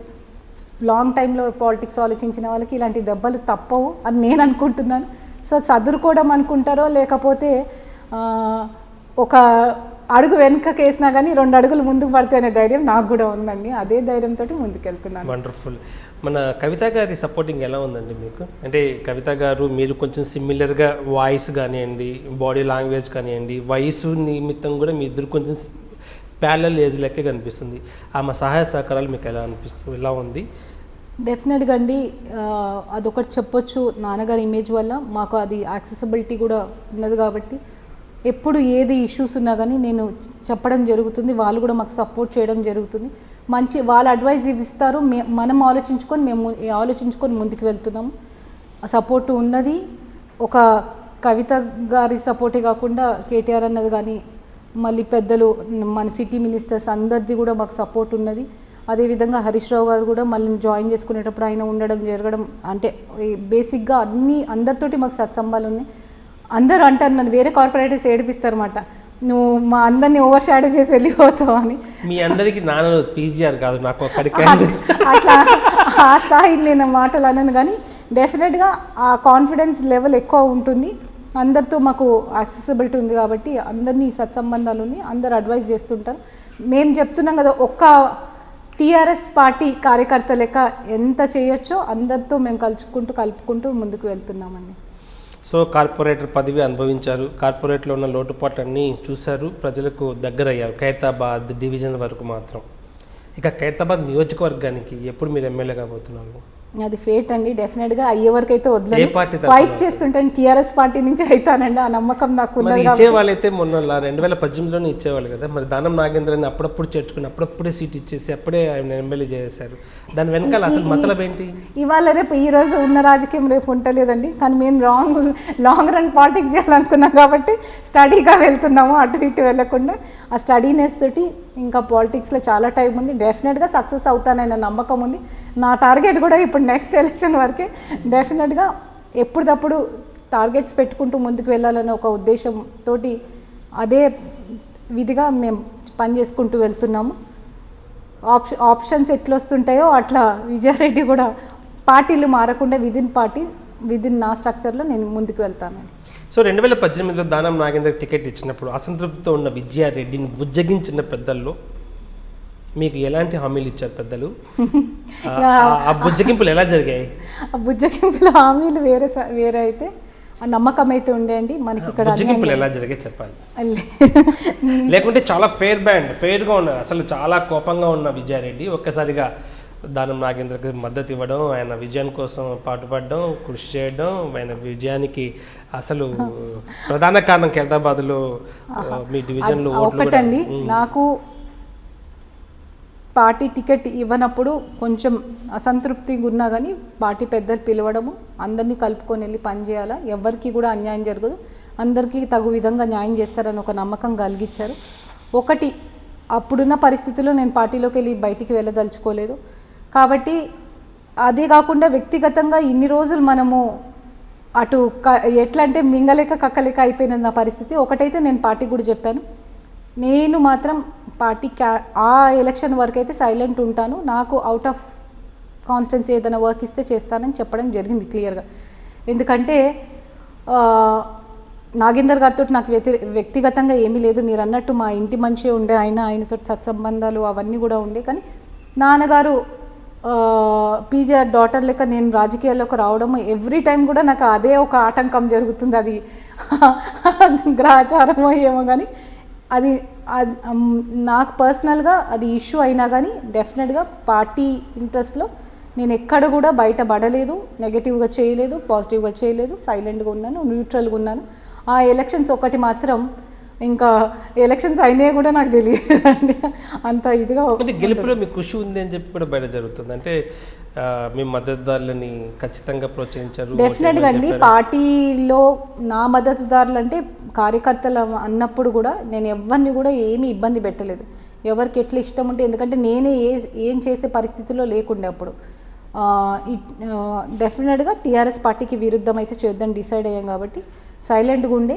అందరు కూడా పార్టీకి కట్టుబడి మా వాళ్ళందరూ కూడా చేశారు, చేయలేదని కాదు. టీఆర్ఎస్ పార్టీకి అనుగుణంగా అందరం కూడా కార్యకర్తల లెక్క పనిచేసాము. నేను మాత్రం సైలెంట్ ఉండే, ఇటు న్యూట్రల్ ఉండే, ఇటు పాజిటివ్ కానీ నెగిటివ్ కానీ లేను. ఏదో పార్టీ గెలిచింది కదా అని క్రెడిట్ తీసుకునే రకం కూడా కాదు. నేను క్లియర్గా చెప్తున్నాను, నేను పాజిటివ్ చేయలేదు, నెగిటివ్ చేయలేదు, చాలా న్యూట్రల్ ఉండే. అది కూడా ఒక ఎందుకు పాజిటివ్ అయిందని నేను అనుకుంటున్నాను. ఎలా పాజిటివ్ అవుతుంది? అధిష్టానం పైన మీ పైన ఒక రకమైనటువంటి బ్యాడ్ ఇంప్రెషన్ వచ్చి ఉంటుంది కదా. నేను క్లియర్గా చెప్పానండి ఫస్టే, ఎందుకంటే అప్పుడు నేను సైలెంట్ ఉండడమే నాకు చాలా పర్సనల్గా నేను చాలా లాస్ అయ్యాను. ఎందుకంటే అంతవరకు మేము ఎమ్మెల్యేగా కంటెస్ట్ చేద్దాం అనుకున్న వాళ్ళము, ఆ పాయింట్కి వచ్చాక సైలెంట్ ఉండడం అంటే పొలిటికల్ సూసైడ్ లెక్క కూడా అయ్యింది నాకు, నేను కాదని అంటలేను. కానీ ఒకసారి మనం నేను ఎప్పుడు కూడా అదే అనుకుంటానండి, ఒక మెట్టు కిందికి దిగితే 2 మెట్లు పైకి ఎక్కడానికి అనుకొని చేసే మనస్తత్వం కాబట్టి ఆగాల్సి వచ్చింది. అదే తత్వంతో నేను అప్పుడు క్లియర్గా చెప్పాను, అందులో దాపరికం ఏం లేదు. నేను మాత్రం బయటికి వెళ్ళి క్యాంపెయిన్ చేయడం కానీ అది కానీ ఏది చేయలేదండి. ఒక్కసారి కేటీఆర్ గారు మా డివిజన్కి వచ్చి, ఖైరతాబాద్ డివిజన్కి వచ్చి క్యాంపెయిన్ చేస్తుంటే నేను ఉన్నాను. అది ఒక్కసారి నేను పార్టీ ప్రోగ్రాంలో డెఫినెట్గా అండి. మా ఏంటి ఆయన వర్కింగ్ ప్రెసిడెంట్ ఉండే, ఆయన వచ్చినప్పుడు యాజ్ ఏ కార్యకర్త లెక్క మా ఇంటర్నల్గా మా ఇష్యూస్ ఏమున్నా కానీ నేను ఉండాలని డిసైడ్ అయ్యాను. కాబట్టి అక్కడికి రావడం, ఆ పార్టీలో నాతో పాజిటివ్ ఎంత అవుతుందో నెగిటివ్ ఎంత అవుతుందో అది పబ్లిక్కి తెలుసు, నేను మా నాయకులకు తెలుసు. కాబట్టి నా ఉనికి నేను నాకు తెలిసిన వరకు నేను కరెక్ట్ చేశాను, జస్టిఫై చేశానని నేను అనుకున్నానండి. ఆ రోజు మాత్రం మా వర్కింగ్ ప్రెసిడెంట్ వచ్చినప్పుడు నేను ఉండాలనే ఉద్దేశంతో నేను అక్కడ ఉండడం జరిగింది. ఆ ఒక్క ర్యాలీలో పార్టిసిపేట్ చేయడం తప్ప నేను ఎక్కడ కూడా ఆ ఎలక్షన్స్లో యాక్టివ్గా లేనండి. న్యూట్రల్ ఉండే, నా నెగిటివ్ చేయలే, నా పాజిటివ్ చేయలే, న్యూట్రల్గా ఉండేనే. తెలంగాణలో కాంగ్రెస్ పూర్తిగా కనుమరుగైపోతున్న ఈ తరుణంలో బీజేపీ నేను సైతం టీఆర్ఎస్కు పోటీ, టీఆర్ఎస్కు రానున్న కాలంలో గట్టి పోటీ ఇచ్చేది బీజేపీ అని చెప్పుకుంటూ ముందుకెళ్తుంది. పార్టీలో కొద్దిమంది పెద్ద పెద్ద నాయకులు కూడా బీజేపీలోకి వస్తున్నారు. మీకు కూడా బీజేపీ నుంచి పిలుపు వచ్చింది అని సమాచారం. విజయారెడ్డి మీరు రండి, మీకు సముచిత స్థానం కల్పిస్తాము, మీకు మీ నాన్నగారికి మీ నాన్నగారి ప్రతిష్టకు ఏమాత్రం భంగం కలగకుండా మేము చూసుకుంటామని భరోసా వచ్చిందని సమాచారం. లేదండి, నేను అట్లా చేసేది ఉంటే నా టార్గెట్ వేరే ఉండే. నేను డెఫినెట్గా టీఆర్ఎస్ పార్టీలో కట్టుబడి ఉండాలనే ఉద్దేశంతో నేను ఇందులోకి రావడం జరిగింది. డెఫినెట్గా కరెక్ట్ టైంలో మనకు కరెక్ట్ న్యాయం జరుగుతుందనే ఉద్దేశంతో ఆగడం జరుగుతుంది. డెఫినెట్గా టీఆర్ఎస్లో వదిలే పరిస్థితి లేదు. మంచో చెడ్డో మేము ఇందులోనే సేల్ అవుతామండి. అవుతారు, కానీ మీకు ఆఫర్ వచ్చింది నిజమా కాదా? లేదండి, మనకు ఆలోచన ఇంతకుముందు కూడా చెప్పాను, ఆలోచన ఉంటే మనకు ఆఫర్లు వస్తాయి, ఆలోచన లేనప్పుడు ఆఫర్లు కూడా రావండి. అట్లా అనుకుంటే నేను మీకు చెప్పాను, వైఎస్ఆర్సీపీ ఎలక్షన్స్కి ఎమ్మెల్యే కంటెస్ట్ చేయాలనుకున్నప్పుడే మనకి చాలా ఓపెన్ ఆప్షన్స్ ఉండే, కానీ మనం అటువైపు చూడలేదు. ఒక పార్టీకి కట్టుబడి ఉండాలనే ఉద్దేశంతో మనం ఇందులో ఉండడం కంటిన్యూ అవ్వడం జరుగుతుంది. డెఫినెట్గా నాయకత్వం మీద నమ్మకం ఉంది. ఈరోజు కాకపోయినా రేపన్నా మనకు న్యాయం జరుగుతుంది. ఒకటి, ప్రజాదరణ ప్రజాబలంలో నేను ఇప్పుడు యాక్టివ్ పాలిటిక్స్లో ఉంటున్నాను, ఉండగలుగాల ఫ్యూచర్లో కూడా. ఇది ఈ 5 years 10 years కాదు. పీజీఆర్ గారు బతుకున్న రోజులు ఎట్లయితే కద్దరు బట్టలు వేసుకొని రాజకీయం చేశారు, నేను కూడా as a Vijaya Reddy PGR daughter అట్లనే నేనున్న రోజులు ప్రజల మధ్యలో ఉండాలి, ప్రజలకి సేవ చేసుకుంటూ ఉండాలని ఒక కాన్సెప్ట్ తోటి అయితే నేను ఉన్నానండి. పీజీఆర్ వారసుడు విష్ణు రాజకీయ భవిష్యత్తు ఏంటి, ఎలా ఉంటుంది అసలు? ఎందుకు విష్ణు చాలా స్తబ్దతగా ఉండిపోయాడు, ఎక్కడ కనపడడం లేదు? ఏం జరుగుతుంది విష్ణుకి? విష్ణు ఫ్యూచర్ ప్లాన్ పొలిటికల్గా ఏదైనా కానీ ఒకటండి, ఒక్కొక్కరు ఇప్పుడు మీరు అన్నారు నాన్నగారుకి మేము అంత డైనమిజం లేదండి. ఒక్కొక్కళ్ళ నేచర్ ఒక్కొక్కరు ఎక్కువ ఉంటుంది. ఆయన సైలెంట్గా వర్క్ చేస్తాడు. నేను చేసినంత హడావిడి కూడా డిఫరెన్స్ ఉంటుంది. నేను ఎక్కువ హడావిడి చేస్తాను. ఆయన మొండితనం చేస్తే చాలా గట్టిగా మొండికెళ్తాడు. కాబట్టి ఎవరి స్టైల్ ఆఫ్ వర్కింగ్ అది ఉంటుంది. ఎప్పుడు కూడా నేను నమ్మేది ఏంటంటే రాజకీయాల్లో చావు ఉండదు. మనం ప్రయత్నం చేస్తుండాలా, ప్రజల మధ్యలో ఉండాలా, ప్రజలకి. ఎందుకంటే ఒక రాజకీయ కుటుంబం నుంచి వచ్చిన దాన్ని కాబట్టి ఆ నమ్మకం నాకుంది. ప్రజలతోటి మనం ఉన్న రోజులు మనకి రాజకీయంగా డెత్ ఉండదు. కాబట్టి ప్రజలే మనకి ఊపిరి. వాళ్ళతో వాళ్ళ సంక్షేమం కోసం వాళ్ళ మధ్యనే ఎప్పుడు కూడా ఉండడానికి ప్రయత్నం ఉంటాం కూడా. సో విష్ణు కాంగ్రెస్లోనే ఉంటాడు? విష్ణు పొలిటికల్ మీరిద్దరు బాగా ఇప్పటికి కూడా మీ మధ్య సత్సంబంధాలు ఉన్నాయి కాబట్టి మీరు చెప్పిన మీ మాట విష్ణు మాట ఒకటే. ఎందుకంటే పార్టీలు వేరైనప్పటికీ మీ ఇద్దరు రక్త సంబంధం కాబట్టి. పొలిటికల్ ఎవరి డిసిషన్స్ ఎప్పుడు చెప్పలేమండి. ఎవరి డిసిషన్స్ వాళ్ళవి, ఎవరి గేమ్ ఆఫ్ ప్లాన్ వాళ్ళదండి. పొలిటికల్గా అయితే నేను డెఫినెట్గా ఏమి మాట్లాడను, డిస్కస్ కూడా చేయలేము. ఎవరిది వాళ్ళకి ఉంటుంది. ఆయన కాంగ్రెస్ పార్టీలో ఉండి కాంగ్రెస్ పార్టీలో ఉండుమని చెప్పలేను, బయటికి రమ్మని చెప్పలేను. నేను చెప్తే అడ్వైజ్, ఆయన నాకన్నా సీనియర్ కాబట్టి, ఏజ్లో చిన్నోడైనా కానీ నాకన్నా డెఫినెట్గా సీనియర్ అయినా. సో ఆయనకు అడ్వైస్ ఇచ్చే స్థాయిలో కూడా నేను లేను కాబట్టి ఎవరి ఆలోచనలు ఎవరి గేమ్ ఆఫ్ ప్లాన్ వాళ్ళకు ఉంటుంది. దాని ప్రకారం మేము వెళ్తూ ఉంటామండి. డెఫినెట్గా యాజ్ ఎ పీజీఆర్ డాటర్ లేక వారసులు లేక మా ట్యాగ్ లైన్ ఒకటే, ప్రజలకు సేవ చేసుకొని వెళ్ళాలి. పదవులున్నా పదవులు లేకపోయినా ప్రజలతోటి మమేకమయ్యకుంటూ వెళ్ళాలి. ఫర్ ఎగ్జాంపుల్ మొన్న ఎలక్షన్స్లో కూడా చూసాము, గెలుస్తాడని మేము అందరం కూడా అనుకున్నాం. కానీ గెలవకపోయినా కానీ అంత స్థాయిలో కాంగ్రెస్ని మళ్ళీ జూబ్లీహిల్స్ ఒకటే వచ్చిందండి నాకు తెలిసినంత వరకు. సో అది పీజీఆర్ బ్రాండ్ ఇమేజ్, పీజీఆర్ వారసుల పనితనం అని నేను అనుకుంటున్నాను.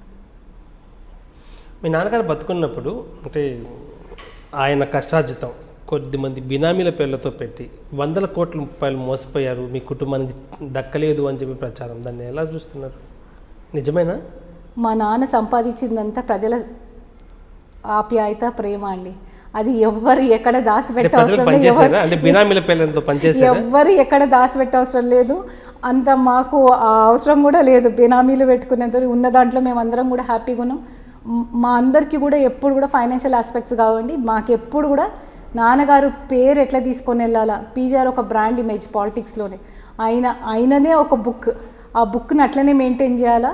ఆయన సర్వీస్, ఆయన నిజంగానే నాన్నగారు అలా చేయాలనుకుంటే ఈ హైదరాబాద్ చాలా చిన్నగా అయిపోతుండే. మనం చూసాము ఖైరతాబాద్ చాలా 3/4 కాన్స్టెన్సీ ఆయన చేతిలో ఉండే.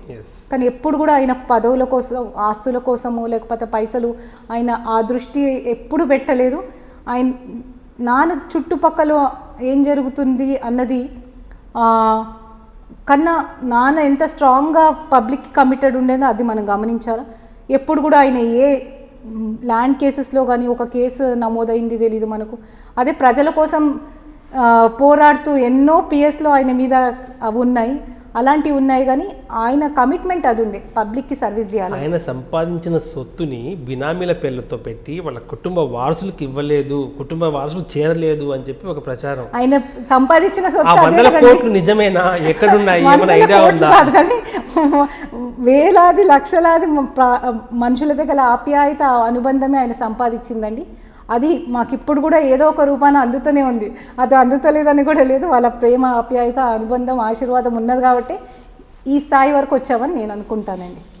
విజయారెడ్డి, మీ హస్బెండ్ ఏం చేస్తుంటారు? ఆయన మీ రాజకీయంగా మీకు ఎంతవరకు సపోర్ట్ చేస్తుంటారు? ఆయన రాజకీయ కుటుంబమా లేకపోతే వ్యాపార కుటుంబమా? మా మా ఇన్లాస్ ఫ్యామిలీ అంతా ప్యూర్లీ బిజినెస్ ఫ్యామిలీ అండి. పాలిటిక్స్లో వాళ్ళకి ఎక్కువ ఏమీ లేదు. కానీ మా మామగారికి ఎప్పుడు కూడా నన్ను ఎంకరేజ్ చేస్తారు పాలిటిక్స్లో. ఆయన ఎప్పుడు అంటాడు, నేను ఒక, మా మదర్ ఎట్లా అంటారో మా మామయ్య కూడా అట్లనే అంటాడు, నేను ఒక ఎమ్మెల్యేగా చూడాలా నేను. అంతేనా? మినిస్టర్ కావాల్సిన అవసరం తొలి అడుగు పెడితే ఇంకా మన ఫస్ట్ అయితే నేర్చుకోవాలి కదండి. లక్ష్యం అనేది దృఢంగా ఉన్నప్పుడు ఎన్ని కష్టాలైనా అధిగమించవచ్చు కదా అన్నది. సో మీ మామగారు మిమ్మల్ని మినిస్టర్గా చూడాలనుకుంటారా? లేదండి, నాన్న పేరు ముందుకు తీసుకొని వెళ్ళి ఒక ఎమ్మెల్యే స్థాయిలో పబ్లిక్కి సేవ చేయాలని ఆయన అనుకుంటున్నారు. డెఫినెట్గా అమ్మగారు కూడా, మదర్ కూడా ఎప్పుడు అదే ఎంకరేజ్ చేస్తుంది. ఆడపిల్లలమైన మా మదర్ బాగా పాలిటిక్స్లో ఎంకరేజ్ చేస్తారు. ఏ ఉన్నా కానీ తనతో మేము డిస్కస్ చేసుకుంటాము. ఎందుకంటే ఫాదర్ తర్వాత అడ్వైజ్ మాకు మదర్. పొలిటికల్గా తను కూడా చాలా, మా ఫాదర్ బయట ఎంత తిరిగేవారో మదర్ ఇంట్లో అందరికీ ఒక గృహిణి లెక్క ఉండి అందరితో కోఆర్డినేషన్లు కానీ, వచ్చిన వాళ్ళందరితో కూడా అన్న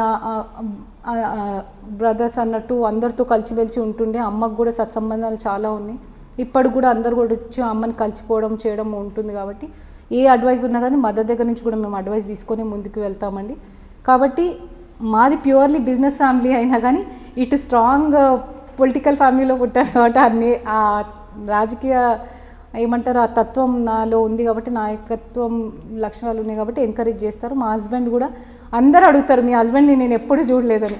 ఎందుకంటే పాలిటిక్స్లో వైఫ్ రాజకీయం ఎంత చేస్తుందో హస్బెండ్ రోలే ఎక్కువ ఉంటుంది. కానీ నా సిచ్యువేషన్లో ఆయన ఉట్టి నాకు ఒక ఫైనాన్సర్ వరకే, కానీ అంతకు మించి పాలిటిక్స్లో ఏం లేదండి. ఏం చేస్తాడండి తను? బిజినెస్ చేస్తాము. బల్క్ డ్రగ్స్, ఫార్మాస్యూటికల్స్ ఉన్నది. సో ఆయన ఆ బిజినెస్లోనే ఫుల్ ఉంటారు. ఎప్పుడు కూడా పాలిటిక్స్ అంటే ప్లస్ ఆర్ మైనస్ ఏదైనా ఉంటే చెప్తారు. కానీ యాజ్ రాజకీయాల పుస్తకాలు చదవడు ఆయన, రాజకీయాలు చూడడు అసలు. చూసినా కానీ క్యూరియాసిటీ ఉన్నా కానీ నేను చాలా స్ట్రాంగ్ అండి. నేను పాలిటిక్స్లో ఎవరితో ఇన్ఫ్లుయెన్స్ గాను, అందరు అడ్వైజెస్ తీసుకుంటా కానీ డిసిషన్ మాత్రం నాది. ఎందుకంటే మనం ఎప్పుడు కూడా వేరే వాళ్ళు చెప్తే విని నష్టపోయినవన్నీ రావద్దు. మన తప్పులకు మనమే బాధ్యులం ఉండాలి. కాబట్టి డెఫినెట్గా నా డిసిషన్స్ నేను తీసుకుంటాను. అడ్వైస్ మాత్రం అందరి దగ్గర నుంచి తీసుకుంటానండి. నేను డిసిషన్ మార్చుకోను కాబట్టి డిసిషన్ తీసుకునే ముందు అందరు అడ్వైజెస్ తీసుకొని ఒక డిసిషన్ తీసుకుంటే, డిసిషన్ తీసుకున్నాక మంచో చెడ్డో స్టిక్ ఆన్ అవుతానండి. సో ప్రచారాల్లో ఎక్కడ మీకు తోడుగా ఉండడం లేదండి. Background work last time corporate, అంతకుముందు కూడా ఫస్ట్ నుంచి కూడా నాకు ఎలక్షన్ టైంలో ఆయన సపోర్ట్ ఉండే. క్యాంపెయినింగ్ చేయకపోయినా కానీ ఆ బ్యాక్ బోన్ సపోర్ట్ ఆయన ఎప్పుడు ఇచ్చేవారు. ఫర్ ఎగ్జాంపుల్ మీకు తెలుసు ఎలక్షన్స్ అంటే ప్రతి ఒక్కటి ఉంటుంది. అన్నిటికీ కూడా డబ్బులు బాగా ఖర్చు పెట్టాల్సి వస్తుంది. డబ్బులనే కాదు, అన్ని విధాలుగా కూడా ఇప్పుడు మనకి మెటీరియల్స్ నుంచి క్యాంపెయినింగ్ స్ట్రాటజీ వరకు అన్నీ కూడా ఆయన చేస్తుంటారు. కానీ ఆ ఎలక్షన్ వరకే చాలా కొద్ది మంది కూడా గుర్తుపడతారు ఆయనని. నాతో ఉన్న వాళ్ళు కూడా చాలా కొద్ది లిమిటెడ్ పర్సన్ తోటి ఆయన కమ్యూనికేషన్ ఉంటుంది. ఏదున్నా కానీ ఫుల్ ఫ్లెడ్జ్గా నాకు సపోర్టివ్ మాత్రం ఎప్పుడు కూడా దేనికి కూడా కాదన్నారు. నేను ఏది చేసినా కానీ సపోర్ట్ చేస్తూ ముందుకు వెళ్తామండి. ఆయన సపోర్ట్ ఉన్నందుకే ఇంతవరకు ఉన్నాను. ఎందుకంటే రాజకీయాల్లో ఆడవాళ్ళు ఉండాలంటే చాలా ఇబ్బంది. అది కూడా నేను క్షేత్రస్థాయి నుంచి, మీరు అన్నట్టు క్షేత్రస్థాయి నుంచి వెళ్తుంటాను కాబట్టి మ్యారేజెస్ అటెండ్ కావాలన్నా కానీ అర్ధరాత్రులు 1:32 వరకు ఇష్యూస్ ఉన్న తిరగడం కానీ, ఏ రాత్రి ఏదైనా కానీ పిఎస్కి వెళ్ళిపోతుంటాను. సో దేనికి కూడా నాకు ఎక్కడ కూడా ఇక్కడికి వెళ్ళొద్దు అక్కడికి వెళ్ళొద్దు అనే రిస్ట్రిక్షన్స్ ఆంక్షలు ఏం లేవు. నా మీద నమ్మకం పెట్టారు. నేను కూడా అదే నమ్మకంతో ముందుకు వెళ్తున్నాను. మా ఇన్లాస్ కానీ మా హస్బెండ్ కానీ ఆ సపోర్ట్ ఇస్తున్నారు కాబట్టి నేను పాలిటిక్స్లో కంటిన్యూ అవ్వాలి. పిల్లలకు అవగాహన ఉందా రాజకీయం? మా అమ్మ ఏంటి ఎప్పుడు నాకు అందుబాటులో ఉండదు, ఎప్పుడు ఆడ ఈడ దొరుకుంటుంటుంది, మమ్మీ నాకు హోంవర్క్ చేయించాలి, ఇట్లాంటివి ఏమి ఉండవు డిమాండ్స్ పిల్లలు? ఫర్ అంటే అది ఏమంటారు, మేము ఎట్లా ఎక్స్పెక్ట్ చేయలేదో మా పేరెంట్స్ నుంచి వాళ్ళు కూడా పెద్దగా ఎక్స్పెక్ట్ చేస్తలేరండి నా దగ్గర నుంచి. డెఫినెట్గా బాబు పాప అండి. బాబు ఇంజనీరింగ్ చేస్తున్నాడు, పాప ఇప్పుడు 9th మెరిడియన్లో చదువుతున్నది. వాళ్ళు కూడా నన్ను అంటే ఎప్పుడన్నా నేను డల్కి వెళ్ళినా కానీ ఎంకరేజ్ చేస్తారు. You are a good politician మా, నువ్వు చేయగలుగుతావు, తాత పేరు నిలబడతావు. మా అందరికీ కూడా వాళ్ళు కూడా చిన్నప్పటి నుంచి వాళ్ళ తాత మీద మమకారం అంటే ఎందుకంటే సడన్ డెత్ కాబట్టి మేమందరం కూడా ఎప్పుడు జీర్ణించుకోలేదు. అది ఇప్పుడు కూడా మేము జీర్ణించుకోలేదు.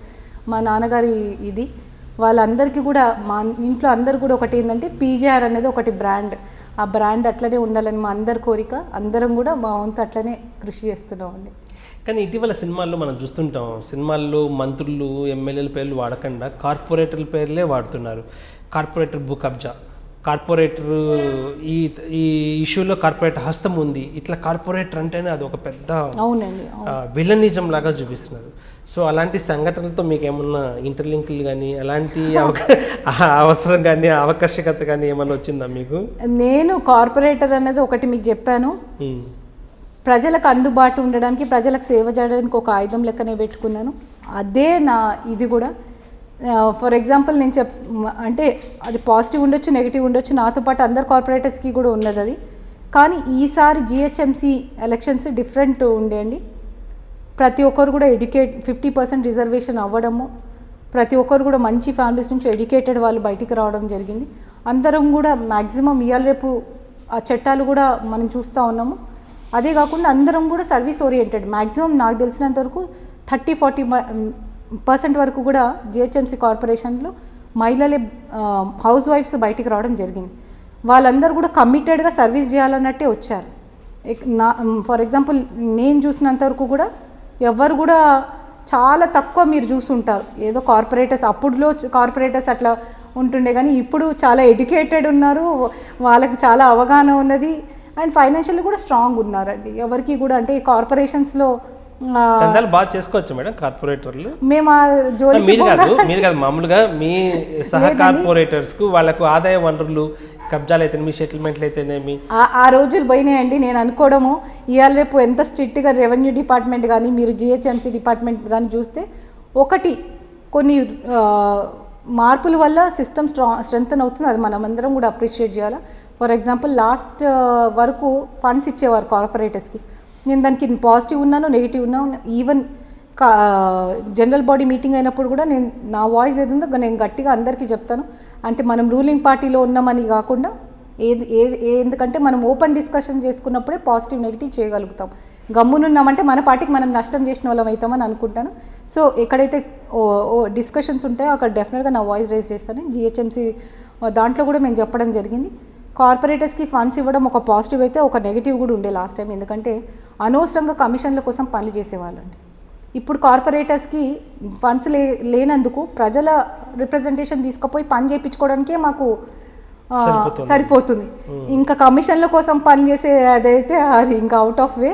సో కార్పొరేటర్స్ తోటి అదొక అడ్వాంటేజ్, ఫండ్స్ లేకపోవడం అదొక అడ్వాంటేజ్. డెఫినెట్గా ఏదైతే న్యాయబద్ధమైన పని ఉందో అది ఆఫీసర్ల దృష్టికి తీసుకుని వెళ్తే వాళ్ళే స్పందించి పనులు చేస్తున్నారు. కాబట్టి అసలు కమిషన్ల కోసమో లేకపోతే కబ్జాల కోసమో చేసే స్కోపే తగ్గిపోయిందండి డెఫినెట్గా. సో రాబోయే కాలంలో కార్పొరేటర్లకు ఎవరు నిలబడరు అంటారు. ఇక ఖర్చులు పెట్టుకోవాలి, బోల్డ్ ఎంత డబ్బులు ఖర్చు అవుతుంది, మళ్ళీ రాబడి లేకపోతే ఆ వ్యాపారం ఎందుకు మేడం?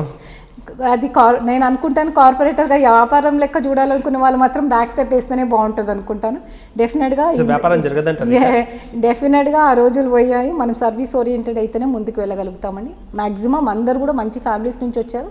ఎవరు కూడా ఇందులోకి వెళ్ళి ₹1 ఆశించడమో కాదు.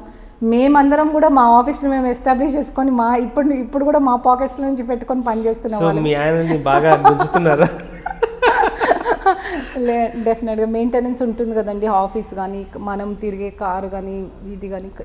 ఒకటి అదృష్టం ఏంటంటే మా కార్యకర్తలు కూడా అందరు కమిటెడ్, ఎవరు కూడా ఇలాంటి ఇష్యూస్లోకి వెళ్ళరు. కాబట్టి నేను సేఫ్ అయ్యాను. కొన్ని దగ్గర ఆ ప్రాబ్లం కూడా నడుస్తుంది. వాళ్ళు చేయకపోయినా వేరే వాళ్ళు చేసేదానికి కూడా కార్పొరేటర్స్ని బాధ్యులను చేస్తున్నారు. అది కొంచెం ఇష్యూస్ ఉన్నా కానీ నా దగ్గర వరకు మాత్రం నా కార్యకర్తలు కూడా నా లెక్క కమిటెడ్ కాబట్టి మేము అందులో పోము. ఎవరు మా మీద ఎత్తి చూపించే ప్రసక్తి కూడా లేదండి. హైదరాబాద్ మహానగరానికి ఖైరతాబాద్ గుండెకాయ లాంటిది. ఎటు చూసినా చాలా చారిత్రాత్మకమైనటువంటి కట్టడాలు, నిలయాలు. ఈవెన్ అసెంబ్లీ సైతం మీ పరిధిలోనే వస్తుంది, సెక్రటరియట్ సైతం మీ పరిధిలోనే వస్తుంది. ఇప్పుడు సెక్రటరియట్ కంప్లీట్గా డెబాలిష్ చేసి కొత్త సెక్రటరియట్ కట్టాలన్న ఫీలింగ్ని మీరు ఎలా చూస్తున్నారు? ఒకటి అండి, ప్రతి ఒక్కరూ వాళ్ళ పాలనలో వాళ్ళ మార్క్ ఉండాలనుకుంటారు. కేసీఆర్ గారు కూడా ఆయన మార్క్ వేసుకుంటూ మనం చూస్తున్నాం. ఎన్నో ఇష్యూస్ మీద కొంచెం నెగిటివ్ అయినా కానీ తర్వాత ఆ మార్క్ పాజిటివ్నెస్ మనం చూసుకుంటూ వెళ్తున్నాం. కాబట్టి అది నేను పాజిటివ్గానే స్పందిస్తానండి. ఎవరి మార్క్ పాలన ప్రజలు మనకు 5 ఏళ్ళు తీర్పిచ్చింది. 5 ఏళ్ళు మనం రూల్ చేయొచ్చని, మనం డిసిషన్స్ తీసుకోవచ్చని, మనం ప్రజలకు సేవ చేయాలని ఒక డిసిషన్ మనకి ఇచ్చినప్పుడు డెఫినెట్గా పాజిటివ్గా ఆలోచించుకొని పాజిటివ్గా ముందుకెళ్తున్నాం. చూస్తున్నారు, ఒక తెలంగాణకే బంగారు తెలంగాణ సహకారంలో ఎన్నో స్టెప్స్ వేస్తూ ఉన్నారు. ఇది కూడా అందులో భాగమే. మొన్నటి వరకు మనం చూసాం కాళేశ్వరం కూడా ఒక్కొక్క మెట్టు మైల్ స్టోన్స్ దాటుకుంటూ ముందుకు వెళ్ళాలనే వాళ్ళ ఉద్దేశంలో ఇది కూడా తీసుకొని డెఫినెట్గా అది హర్షణీయమే. మనం అందరం చూస్తుంటాం, ముందుకు వెళ్ళంగానే అది ఎంత సక్సెస్ అవుతుంది, ఎంత ఇది అవుతుంది అన్నది. యాజ్ ఎ లీడర్ మా లీడర్ని నమ్ముతాను కాబట్టి ముందు తరానికి ఒక మంచి పరిపాలన అందిస్తారని నమ్ముతున్నామండి. పరిపాలించడానికి ఒక మంచి ఆఫీస్ ఉండాలి, అన్ని ఉండాలితో వాళ్ళు అనుకున్న వాళ్ళు డిజైన్ చేసుకున్న దాంట్లో డెఫినెట్గా అది చేసే వరకు సక్సెస్ఫుల్గా అవుతుందని మేము నమ్ముతాం. డెఫినెట్గా ఇది ఒక మన పాలన మార్క్ వేసుకుంటూ ముందుకు వెళ్తున్నారు. హిందువులు చాలా పవిత్రంగా భావించే వినాయక చవితి ఖైరతాబాద్ వినాయకుడే ప్రతిరూపంగా కొలుస్తుంటారు 2 రాష్ట్రాల్లోనూ. అవునండి. అది మీ యొక్క డివిజన్లోనూ ఉంది. మీరు దానికి మొదటి మహిళ ఆ పూజకు కూడాను, ఎందుకంటే మీ ఆధ్వర్యంలో జరుగుతుంది. ఒక ఖైరతాబాద్ పెద్ద వినాయకుడు ఆ రోడ్లు తప్ప వెనకాల ఉన్న బస్తీలు ఇప్పటికీ బస్తీలుగానే ఉన్నాయి. ఇరుకు రోడ్లే, డ్రైనేజీ, డ్రింకింగ్ వాటర్ సమస్య కూడా ఇప్పుడు అక్కడ పూర్తి స్థాయిలో కూడా ప్రజలకు అందుతుందని చెప్పుకోవడానికి ఆధారాలు కనపడడం లేదు. దాన్ని ఎలా చూస్తారు? ఎందుకు ఇప్పుడు కూడా అక్కడ ఆ బస్తీలాగే ఉంది? ఒకటి అండి, ఖైరతాబాద్ గణేశుని పెట్టేది 11 రోజులు. ఆ 11 రోజుల్లో కూడా అక్కడ ఒక జాతర లెక్క జరుగుతుంది. డెఫినెట్గా ప్రజలు అక్కడ ఉన్న వాళ్ళందరూ కూడా ఇబ్బంది పడతారు. ఫర్ ఎగ్జాంపుల్ మీరు అన్నట్టు అది మెయిన్ జంక్షన్ మీద పెడతారు, ఖైరతాబాద్ ఎంట్రన్స్లోనే గణేశుని పెడతారు. సో రాకపోకలు కూడా వాళ్ళకి ఇబ్బంది. కానీ అందరం కలిసి ఒక మార్క్ ఏంటంటే గణేశుడు, ఖైరతాబాద్ గణేశుడు అంటే ఫేమస్. అసలు అక్కడ ఉండి చూస్తుంటాం కదా, మన స్టేట్సే కాదు ఇతర రాష్ట్రాల నుంచి కూడా వచ్చి పెద్ద గణేశుని, ఖైరతాబాద్ గణేశుని దర్శనం చేసుకొని వెళ్తూ ఉంటారు. అది ఒక భాగము, ఆ ఇన్ఫ్లుయెన్స్ అది మన మీద ఉంటుంది. అండ్ మోర్ ఓవర్ ఖైరతాబాద్లో ఒకటి మన ట్యాంక్మెంట్ దగ్గరకు ఉన్నందుకు గణేశుని బ్యాక్ సైడ్ కానీ మీరు చూసుంటారు సెక్రటేరియట్ ఇవన్నీ కూడా ట్యాంక్మెంట్కి ఆనుకొని ఉంటుంది. సిక్కంది కాబట్టి ఎన్ని పైప్ లైన్స్ వేసినా కానీ తొందరగా డ్యామేజ్ అవుతుంటుందండి. ఎందుకంటే వాటర్ ఫ్లో తక్కువ మనకి. ఆ సికం ఉండడంతో భూములన్నీ కూడా అంటే ఇప్పుడు అంతా డ్రై అయిపోయి, ఇప్పుడు ఆ సికం ల్యాండ్ కాకపోయినా కానీ పక్కనే అది ఉండడం వల్ల ఆ ఫ్లో కష్టం. నేను వచ్చినాక నాకు కూడా పెద్ద టార్గెట్ అదే ఉండేదండి. నాకు ఒక ఛాన్స్ ఇస్తే మాత్రం డెఫినెట్గా drainage system, drinking water supply బాగుంది కానీ పొల్యూషన్స్ వస్తుంటాయి అన్నమాట మా దగ్గర. Drainage system, drinking water, roads improve చేయాలని నేను అనుకున్నాను. నేను రాకముందు ఖైరతాబాద్ పెద్ద గణేశుని పెట్టినప్పుడు వర్షం పడితే మీ కెమెరాలు కూడా ఎన్నోసార్లు చూస్తే నీళ్ళు ఇంతింత ఆగిపోయి ఉంటాయి. దానికి ఫస్ట్ గణేష్ అప్పుడు నేను చూశాను. సెకండ్ టైం అలా కావద్దని నేను డిసైడ్ అయ్యాను. ఒక రిస్క్ తీసుకొని అక్కడి నుంచి రెయిన్ వాటర్ స్ట్రమ్ పిట్ అది ఒకటి చేసి మేము రెయిన్ వాటర్ వెళ్ళేటట్టు ఒకటి ప్లాన్ చేసి అది 35 lakhs 40 lakhs వరకు వచ్చింది మాకు. పక్కన ఎస్టీపీకి డైవర్ట్ చేసాం వాటర్. అలాంటి అంటే నేను ఫీల్డ్లోకి వచ్చినాక అప్పటి వరకు కూడా అభివృద్ధి జరగలేదని కాదు, కానీ నేను ఫీల్డ్లోకి వచ్చినాక కూడా ప్రాక్టికల్గా నేను చాలా చూశాను. ఇంకా ఎంత చేసినా ఖైరతాబాద్కి తక్కువనే. మీరు అన్నట్టు వరల్డ్ ఫేమస్ సిటీ ఇది కావాలంటే టైం పడుతుంది. మహానగరం గుండెకాయ ఖైరతాబాద్ స్టిల్ డ్రింకింగ్ వాటర్కి పొల్యూషన్ చెప్తున్నాను కదా.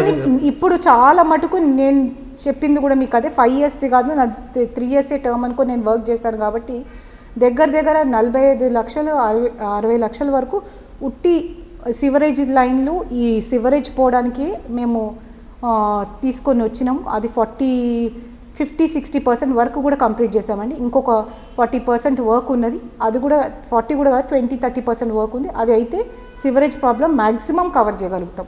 కొన్ని ఇంకా కూడా జంక్ పాయింట్స్ ఉన్నాయి. అవి క్లియర్ చేస్తే ఇప్పటికి నాకు సాటిస్ఫాక్షన్. డెఫినెట్గా మేము చేయగలిగినాం. ముందుంది కరెక్టే, సివరేజ్ ప్రాబ్లం ఉండే, వాటర్ ప్రాబ్లం ఉండే. నేను వచ్చాక ప్రతి ఒక్క బస్తీ కూడా సివర్ లైన్లు మార్పించడమో లేకపోతే దానికి అనుగుణంగా పనులు చేయించడము, వాటర్ పొల్యూషన్ లేకుండా చూసుకోవడము, రోడ్స్ కానీ కమ్యూనిటీ హాల్స్ కూడా చాలా నిర్మించామండి. ఫర్ ఎగ్జాంపుల్ మా నాసా దగ్గర నుంచే మీరు చూస్తుంటారు, బల్కాపూర్ నాలా పోతుంటుంది. అది వాల్ ఎవ్రీ టైము దాన్ని వాల్ బ్రేక్ చేయడము డీసీల్ చేయడంతో వాల్ వీక్ అయిపోయి మొత్తం పడిపోయిందండి. అది అప్పుడు మాకు అంటే రూలింగ్ పార్టీలో మేమున్నా కానీ ఎమ్మెల్యే ఇతర పార్టీ ఉన్నా కానీ మేము రిప్రజెంటేషన్ ఇచ్చి స్టాండింగ్ కౌన్సిల్లో పెట్టించి 2.5 crores మేము ఆ రిపేర్స్ తీసుకున్నాము. ఆ రిపేర్స్ కూడా సక్సెస్ఫుల్గా ఈ వర్షాకాలంకి అది కంప్లీట్ అవుతుంది. అట్లా ఎన్నో మేము చేసాము.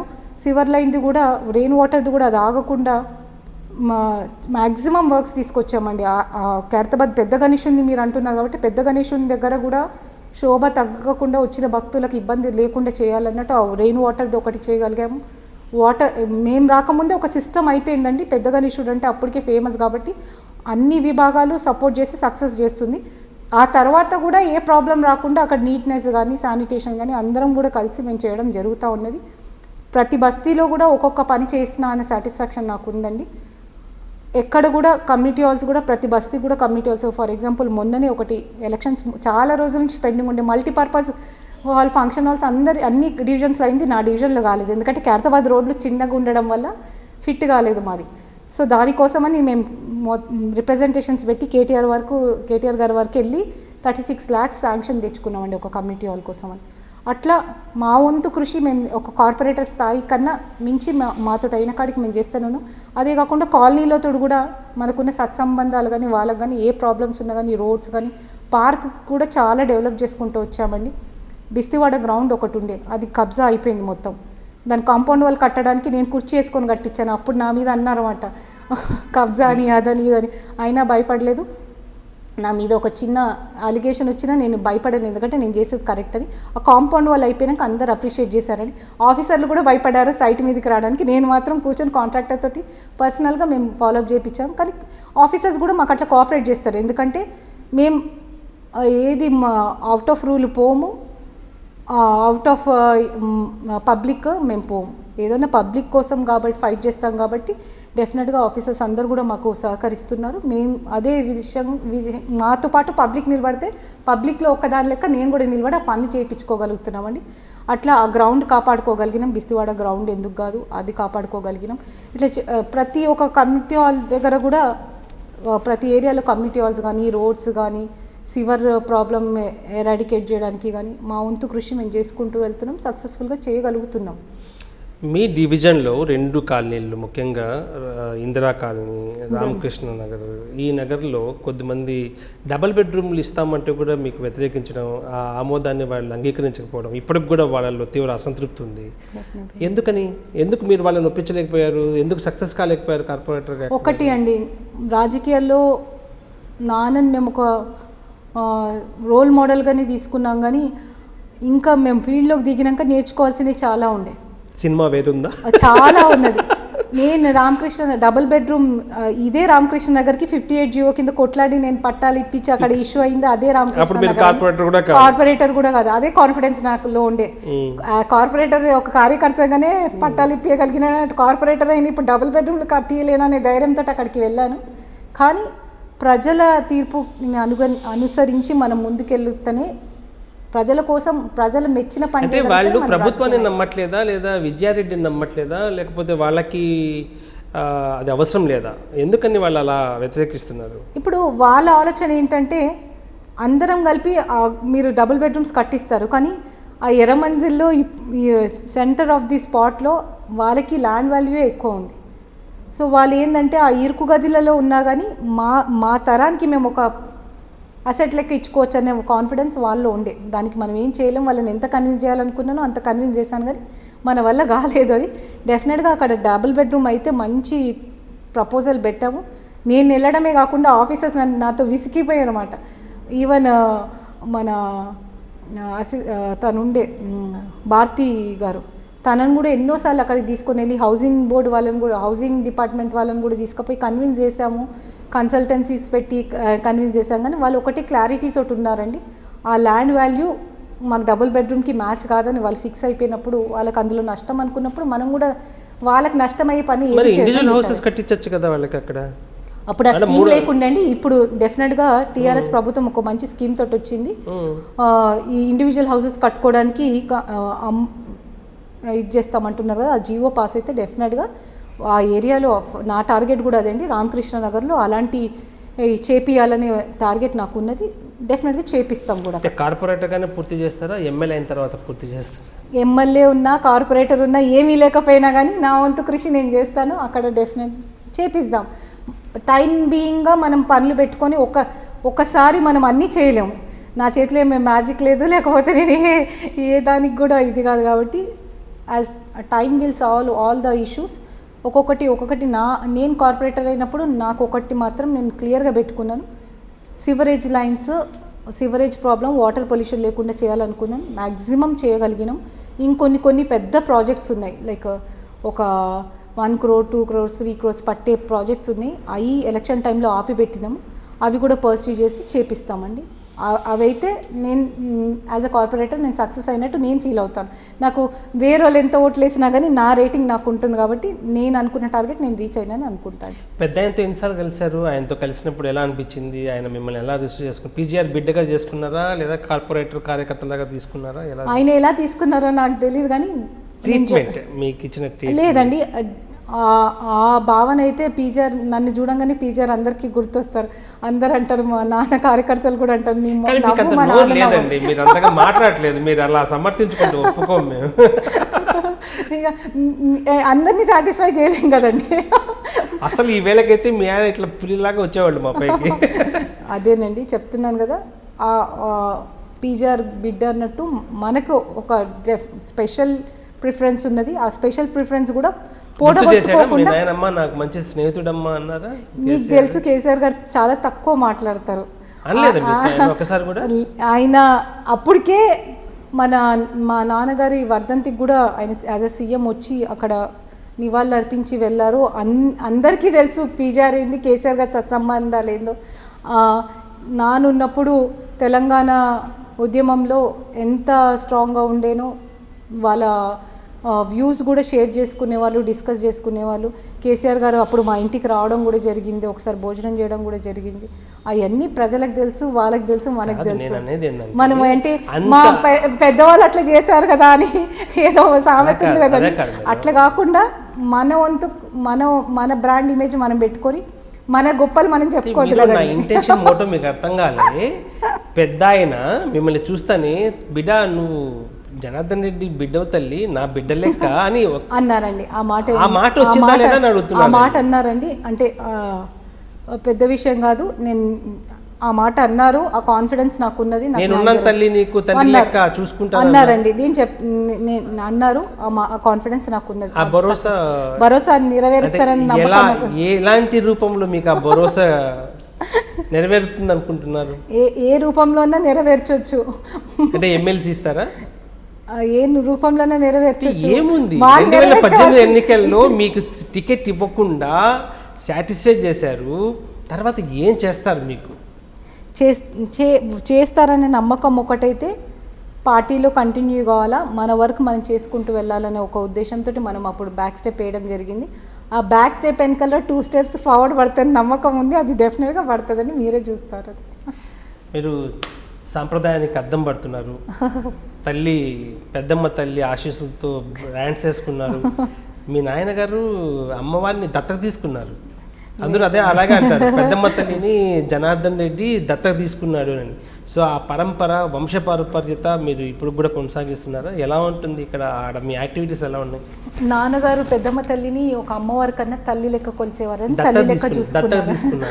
అంత పెద్ద మాట మనం అనలేం కానీ, ఎందుకంటే ఆ తల్లి అందరినీ కాపాడేటామే, చూసేటామే కాబట్టి డెఫినెట్గా ఇంట్లో కన్నా ఎక్కువ సమయం గుడి కట్టేటప్పుడు, గుడి కట్టించాక కూడా స్పెండ్ చేసేవారు. ప్రతి ఒక్కటి కూడా ఎక్కడ కూడా కాంప్రమైజ్ అయ్యేవారు గారు. అన్నీ ఆయనే ఉండి చేసేవారు. ఈవెన్ అమ్మవారు ముందేసే కార్పెట్ సెలక్షన్కి కూడా నాన్నగారు వెళ్ళేవారు. మేము ఇంట్లో ఎప్పుడు ఆయన అంత పట్టించుకోవడం చూడలేదు, కానీ గుడిలో మాత్రం అన్నీ తానే చేసేవారు. అమ్మవారికి అంటే ఒక కోడు ఎప్పుడు అనేవారు, అమ్మనే అనేటోడు కానీ దేవత లెక్క కొల్చలేదు, తన తల్లి లెక్క చూసుకున్నాడు. తల్లిదండ్రులు అంటే కూడా మా నాన్నకి చాలా ప్రేమ. వాళ్ళు ఉన్న రోజులు కూడా ఎంత ప్రేమగా చూసుకున్నారో. పెద్దమ్మ తల్లి దేవాలయంకి కూడా ఒక తల్లికి బిడ్డ తల్లికి ఎట్లా సర్వీస్ చేస్తుందో అట్లనే చేశారు. మాకు ఆ గుడికి వెళ్ళంగానే ఇంట్లో కన్నా గుడిలో నాన్న తిరుగుతున్నట్టు అనిపిస్తుంది. ఆయన ప్రెజెన్స్ ఫీల్ అవుతామండి. నాన్నకి ఒక అలవాటు ఆయన ఒక ప్రిన్సిపల్ చేసుకున్నారు. పొద్దున్నే ఫ్రైడే రోజు ఫస్ట్ హారతికి ఎక్కడున్నా కానీ, ఎట్టి పరిస్థితుల్లో ఢిల్లీలో ఉన్నా కానీ ఒక రోజు ఒక ఫ్లైట్ కోసం వచ్చి దర్శనం చేసుకొని హారతికి ఉండి పూజ చేసుకొని వెళ్ళేవారు. కంపల్సరీ ఫ్రైడే హారతి మిస్ అయ్యే ప్రసక్తే లేదు నాన్న. అదే కాకుండా పూజలు ఏ పండగలు ఉన్నా కానీ ఫస్ట్ హారతికి వెళ్ళి నాన్నే ఆ హారతి అద్దుకునేవారు. ఆ సాంప్రదాయం మేము ఇప్పుడు కూడా పాటిస్తున్నాం ఇంట్లో. కంపల్సరీ అందరం కూడా అటెండ్ అవుతాం ఆ హారతికి. ఒకరం కాకపోయినా కానీ ఒకరమైనా కంపల్సరీ ఇంటి నుంచి వెళ్ళి పూజ చేసుకొని వస్తామండి. ఆయన ఇచ్చినంత టైం ఇవ్వలేకపోయినా కానీ, ఎందుకంటే మీకు తెలుసు ఆయన ఎంత కష్టపడ్డారో ఆ గుడి. ఇంత చిన్న గుడి నుంచి ఇప్పుడు సిటీలోనే కాదు మొత్తం రాష్ట్రంలో పక్క రాష్ట్రాల నుంచి కూడా వచ్చి దర్శనం చేసుకొని వెళ్తున్నారు అమ్మవారిని. అంటే అన్ని హంగులతోటి అన్ని సౌకర్యాలతో ఆయన చేయించిపోవడం జరిగింది. ఏది లేదన్నట్టు మన గుడి దగ్గర ఏది లేదు, ఆయన ఊరికే అంటుండే పెద్దమ్మ గుడిలో ఇది లేదు అనే మాట రావద్దు అని తపన పడేవారు. అట్లే అన్నీ నానున్నప్పుడే గుండం వరకు అన్ని కార్యక్రమాలు ఆయన చేతుల మీదుగా ఆయన చేయడం జరిగింది. అది మెయింటైన్ చేస్తే చాలు. మా అమ్మ కానీ విష్ణు కానీ స్పెషల్ కేర్ తీసుకుంటారు గుడి దగ్గర. అట్లే ఇప్పుడు కూడా మెయింటైన్ అవుతుంటుంది. మేము కూడా ప్రతి ఒక్క పూజలో పాల్గొంటాము. నాన్నగారు ఒకటే అనేవారు, పెద్దమ్మ గుడికి వెళ్ళి వస్తే నాకు ఇచ్చే గిఫ్ట్ మీరు అదే అనేవారు. అదే మేము నమ్ముతాము ఇప్పుడు కూడా. ప్రతిసారి మాకు కూడా ఒక సెంటిమెంట్. ఇప్పుడు అమ్మగారి ఇల్లు అంటే మాకు పెద్దమ్మ తల్లి గుడి అయిపోయింది. మా నాన్నగారు కూడా అక్కడే ఉన్నట్టు మాకు అనిపిస్తుంది. కాబట్టి మేము ఎక్కువ కూడా పెద్దమ్మ గుడికి వెళ్తాము. ఒక అమ్మగారి ఇంటికి వెళ్ళినట్టే వెళ్తాము తప్ప గుడి కన్నా మంచున్నా సంతోషం ఉన్నా బాధ ఉన్నా కానీ అమ్మవారి దగ్గర షేర్ చేసుకుంటాం. ఆ గుడికి వెళ్తాము. నాన్న చేసినది ఆ గుడిలో నాన్న మార్క్ అట్లనే ఉండాలి. ఏది కూడా పొరపాటు జరగొద్దు. ఆయన ఉన్నప్పుడు ఏ పద్ధతిలో అయితే పూజలు అవుతున్నాయి ఇప్పుడు కూడా అదే పద్ధతిలో పూజలు అవుతాయి. కానీ ఒకటి వెనకర కాదు, ఒకటి ముందు కాదండి. అదే సిస్టమేటిక్గా పెద్దమ్మ గుడి కూడా నాన్న అనుకున్న సంకల్పం వల్ల అట్లనే నడుస్తున్నది. నవరాత్రులు మీరు పూర్తిగా అక్కడే ఉంటారు? పూర్తిగా ఉండకపోయినా మ్యాక్సిమం పొద్దున హారతికి వెళ్తానండి. అన్నదానం కూడా మేమందరం ఫ్యామిలీ మెంబర్స్ కూడా అందరం హారతికి వెళ్తాము. మీ ట్రస్ట్లోనే ఉందా? ఫ్యామిలీ ట్రస్ట్ అండి, విష్ణు చైర్మన్. దానికి ఫ్యామిలీ ట్రస్ట్ ఉంది, విష్ణు చైర్మన్. ఎండోన్మెంట్స్ కింద నానున్నప్పుడే నాన్నని ఇచ్చేసారు ఎండోన్మెంట్స్కి గుడి. అప్పుడు ఆయన చైర్మన్ ఉండి ఇప్పుడు దాని తర్వాత ఫ్యామిలీ ట్రస్ట్ కింద విష్ణు కూడా ఇప్పుడు చైర్మన్. మేమందరం కూడా అదే ఫాలో అవుతాము. నవరాత్రులు అప్పుడు పొద్దున్నే అభిషేకంకి వెళ్తాము. అక్కడే అందరం అన్నదానం అందరితో పాటు కూర్చొని అన్నదానం చేసుకొని ఇంటికి వస్తామండి. ఆ రక్షాబంధాల గురించి చెప్తారు. మామూలుగా ఒకరు కట్టుకుంటారు, 1, 2, 3 కట్టారు. నాకు సెంటిమెంట్స్ ఎక్కువ అండి, పూజలు ఎక్కువ. ఇదేమో పెద్దమ్మ తల్లిది, ఇది వైష్ణవిదేవిది. ఇది అది డిస్టిక్ కాదండి, మన కాలభైరవుని వారణాసి వెళ్ళిండే. అక్కడ చాలా నమ్మకం. అంటే కాలభైరవుని వేసుకున్నానైతే ఇంకా తీయలేదు. నేను వెళ్ళొచ్చాను వారణాసి. ఒకటి ఈ సంవత్సరం ఒక సంకల్పం కూడా చేసుకున్నామండి, శక్తిపీఠాలు అన్నీ కూడా చూడాలని. అట్లా ఆల్మోస్ట్ అన్ని శక్తిపీఠాలు అయిపోయినాయి. ఒక 4-5 తప్ప అన్ని శక్తిపీఠాలకు వెళ్ళడం, దర్శనం చేసుకోవడం చేస్తున్నాను. పెద్దమ్మ తల్లిని పూజ చేస్తూ అమ్మవారి శక్తి రూపంలో అమ్మవారిని మేము దేవతలను అమ్మవార్లను ఎక్కువ పూజ చేస్తాం. కాబట్టి శక్తిపీఠాలు చూడాలని ఒక సంకల్పం చేసుకొని ఇప్పుడు ఆధ్యాత్మికంగా కూడా కొంచెం పెరుగుతూ అన్ని శక్తిపీఠాలని చూసుకుంటూ వెళ్దాం. మొన్న వారణాసి లాస్ట్ వెళ్ళామండి. ఇంకా మిగిలిన శక్తిపీఠాలు కూడా అమ్మవారి దయ ఉంటే ఫినిష్ చేస్తాం, అన్ని చేసుకుంటాం. ఒకటి చెప్పండి, రాజకీయ నాయకులకి ఎక్కువగా అలంకరించుకున్న, ఎక్కువగా నగలు వేసుకున్న, ఎక్కువగా కొంచెం బాగా రిచ్గా కనిపించిన అది ఎదుటోళ్ళ దృష్టిలో పడిపోతాము అనుకొని వాళ్ళు చాలా లో ప్రొఫైల్ మెయింటైన్ చేస్తారు. మహిళలు అంటేనే ఫ్యాషన్కి, సాంప్రదాయానికి, కట్టుబొట్టు, నగలు, చీరలు ఇవన్నీ చాలా ఎక్కువ మహిళలకు ఇష్టం. అలాంటి మహిళా జన్మెత్తిన మీకు ఈ రాజకీయాల్లోకి ఉంటే అలాంటి అలంకరణలు దూరం అవుతాయన్న ఆలోచన కలగలేదా? ఒకటి అండి, అప్పుడు పాలిటిక్స్ వేరు, ఇప్పుడు పాలిటిక్స్ వేరు. నేను చెప్తున్నాను, అప్పుడు స్టైల్ చేయడానికో లేకపోతే పెద్ద పెద్ద కార్లలో తిరగడానికి, ఫర్ ఎగ్జాంపుల్ నేను చూసినాను కాబట్టి చిన్నప్పటి నుంచి చెప్తున్నాను, నాన్న అంబాసిడర్లోనే తిరిగేవారు, పెద్ద కార్లు ప్రిఫర్ చేసేవారు కాదు. జనాలలో కూడా ఆ థాట్ ఉంటుండే కరప్టెడ్ వాళ్ళే ఎక్కువ తిరుగుతారని. అదే ఇప్పుడైతే పెద్ద కార్లు వెళ్ళకుండా మనం చిన్న కార్లు వెళ్తే ఈయనేంటి డ్రామా ఆడుతున్నారు. డ్రామా ఆడడమే కాదు, వాళ్ళు ఒక ఇమేజ్ అయిపోయింది మాట. నా కొడుకు నాకు చెప్తాడు, అమ్మ నువ్వు ఇంకా ఇన్నోవాలో తిరుగుతావు, మనం పెద్ద బండి తీసుకోవాలా. పొలిటీషియన్స్ అంటే పెద్ద బండ్లలో తిరగడము, ఒక స్టేచర్ మెయింటైన్ చేయడము ఇప్పుడు పాలిటిక్స్ ట్రెండ్ అయిపోయినాయండి. మీరు చెప్తుంది అది పాతకాలపు పాలిటిక్స్, ఇప్పుడు పాలిటిక్స్లో ఎంత ట్రెండింగ్ ఉంటే నగలేసుకుని రాజకీయాలు ప్రచారాలకు ఒకటండి రాలేరు కదా. అది చెప్తున్నా కదా, మా నాన్నగారిని చూసి మాకు సింప్లిసిటీ అలవాటైందండి. మేము ఇప్పుడు ఇట్లే కాదు, ఈవెన్ మా ఫ్యామిలీ ఫంక్షన్స్లో కూడా సింపుల్గానే ఉంటాము. ఒకటి స్కూల్లో కూడా మనల్ని ఎవరు పీజీఆర్ బిడ్డ అని గుర్తుపట్టేవారు గారు, అందరితో మమేకమై అందరితో కలిసిమెలిసి ఉండేవారు. మేము పేర్లు కూడా ఎప్పుడు మా నాన్న ఇది మా నాన్న అది అని ఎప్పుడు చెప్పుకోలేదు. ఆ అహంకారం మాలోకి రాలేదు, ఎందుకంటే నాన్న ఎప్పుడు కూడా చెప్పేవారు అందరితో కలిసిపోయి ఉండాలి, అందరిలో మనం ఒకరం, మనమేం సపరేట్ కాదని. అదే మాకు అలవాటు అయిపోయింది. ఇంట్లో కూడా ఇట్లనే సింపుల్గా ఉంటాం, ఫ్యామిలీ ఫంక్షన్స్కి అట్లనే వెళ్తాను, బయట అట్లనే వెళ్తాను. నేను స్వతహాగా మేమందరం కూడా చాలా సింపుల్ అండి, సింపుల్గానే డ్రెస్అప్ అవుతాము. కష్టం నాకు రాలేదు, పాలిటిక్స్ లోకి వచ్చిన అంత సాక్రిఫైస్ అయితే నేను చేయలేదు. నేను అనుకున్నాను రాజకీయాలకు త్యాగం చేశారేమో, ఎందుకంటే ప్రచారాల్లో చూశాను సింపుల్ చాలా లో కాస్ట్ డ్రెస్సులు వేసుకోవడం, చక్కగా మామూలుగా ప్రజల్లో ఒక అమ్మాయి లాగా కనపడడం జరుగుతుండేది. సో మీలో ధనవంత్ పీజీఆర్ సంపాదించిన సొత్తులు నగలు కొనుక్కోలేదా ఏమా, మంచి డ్రెస్సులు కొనుక్కోలేదా ఏమా అన్నట్టుగా కూడా తిరిగారు. మా అత్తగారు వాళ్ళు కూడా ఉన్నాయి, అట్లేం లేదు, లేకని కాదు, సింప్లిసిటీ అలవాటు అయిపోయింది మాకు బాగా. ముందు నుంచి కూడా నేను ఫర్ ఎగ్జాంపుల్ ఎట్లుంటే అట్లా పెళ్ళిళ్ళకి వెళ్ళిపోతానండి.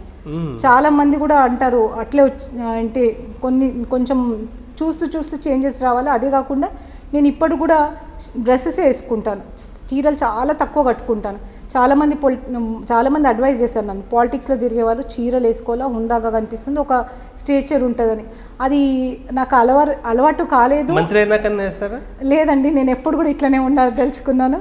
ఎందుకంటే మనకు కంఫర్ట్ ఇది, మనం పబ్లిక్లో వెళ్ళేటప్పుడు పొద్దున్న పోతే రాత్రి వరకు మేము పబ్లిక్లో ఉంటాం.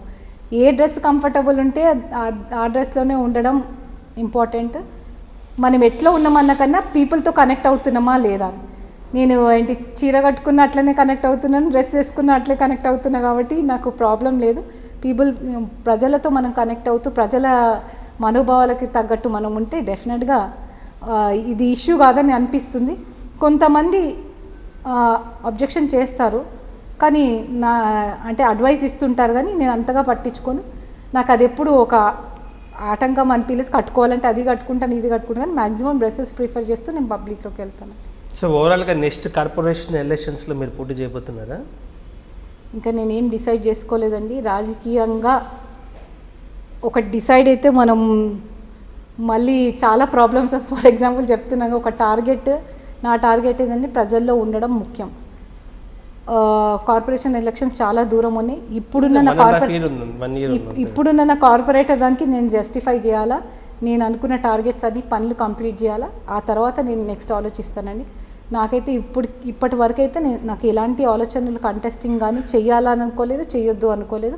ఒకటైతే ప్రజల్లో ఉండేటట్టు నేను చూసుకుంటానండి. అది కార్పొరేటర్ అనే కాదు, ఇంకేదైనా ఇదే కానీ ప్రజలతో సత్సంబంధాలు. ఎందుకంటే పదవని కాదండి, ఇప్పుడు ఫర్ ఎగ్జాంపుల్ చెప్తున్నాను, మన దగ్గరికి మనం పబ్లిక్లోకి వెళ్ళాలంటే వాళ్ళకి ఏమైనా హెల్ప్ఫుల్ ఉండాలి. వాళ్ళు మన దగ్గరికి రావాలన్నా మనం హెల్ప్ చేస్తామన్న కాన్ఫిడెన్స్ వాళ్ళకి ఇవ్వాలి. ఆ కాన్ఫిడెన్స్ పదవి రూపం అనే కాదు, ఆ కాన్ఫిడెన్స్ నాకు కార్పొరేటర్ కాకపోయినా మన పబ్లిక్కి నేను సర్వీస్ చేయాలనుకున్నప్పుడు నా పదవికి నేను రాజీనామా చేస్తానంటే నాకు అవసరం కూడా లేదు. పబ్లిక్కి కాన్ఫిడెన్స్ వాళ్ళ నీడ్స్కి క్యాటర్ చేసే స్థాయికి నేను రావాలని నేను అనుకుంటున్నానండి, అంతే. సో పీజీఆర్ బిడ్డగా రాజకీయ రంగప్రవేశం చేసినటువంటి విజయారెడ్డి పార్టీలు మారే ఆలోచన కానీ అటువంటి పరిస్థితులు కానీ నాకు లేవు. నేను ఖచ్చితంగా టీఆర్ఎస్లో కొనసాగుతాను. అలాగే ప్రజలతో మమేకమై ప్రజల యొక్క సంక్షేమం కోసం ప్రజలకు అందుబాటులో ఉండే నాయకురాలుగా ఉంటేనే కానీ పదవులు ఏ ఉన్నాయా ఏ విచారా అనేది ఎప్పుడు చూసుకోను. అలాగే కేసీఆర్ కూడా నాకు తండ్రి లెక్కే నాకు భరోసా కూడా ఇచ్చారు. నా రాజకీయ భవిష్యత్తుకు సారిపైన చాలా భరోసా ఉందని కూడా ఆత్మవిశ్వాసం వెల్లడించినటువంటి డిస్కషన్ ఐ డ్రీమ్ స్టూడియోలో జరిగింది. మరిన్ని వీడియోల కోసం ఐ డ్రీమ్ని సబ్స్క్రైబ్ చేయండి. మీరు చూస్తున్నారు ఐ డ్రీమ్ న్యూస్ని. మీరు చూస్తున్నది ఐ డ్రీమ్ న్యూస్. అంటే కళలని నిజం చేస్తూ ప్రజలకి నిజాలని కళల ద్వారా తీసుకొచ్చే ఐ డ్రీమ్కి మై బెస్ట్ విషెస్. మీరు చూస్తున్నది ఐ డ్రీమ్ న్యూస్. మీరు చూస్తున్నారు I dream channel. For more videos, please subscribe I dream. మరిన్ని వీడియోల కోసం ఐ డ్రీమ్ని సబ్స్క్రైబ్ చేయండి. Please subscribe iDream. And I'm very much satisfied with the way interview went on. Kindly subscribe to I dream. For more videos, subscribe to iDream. And loads of fun entertainment and content. Do watch iDream.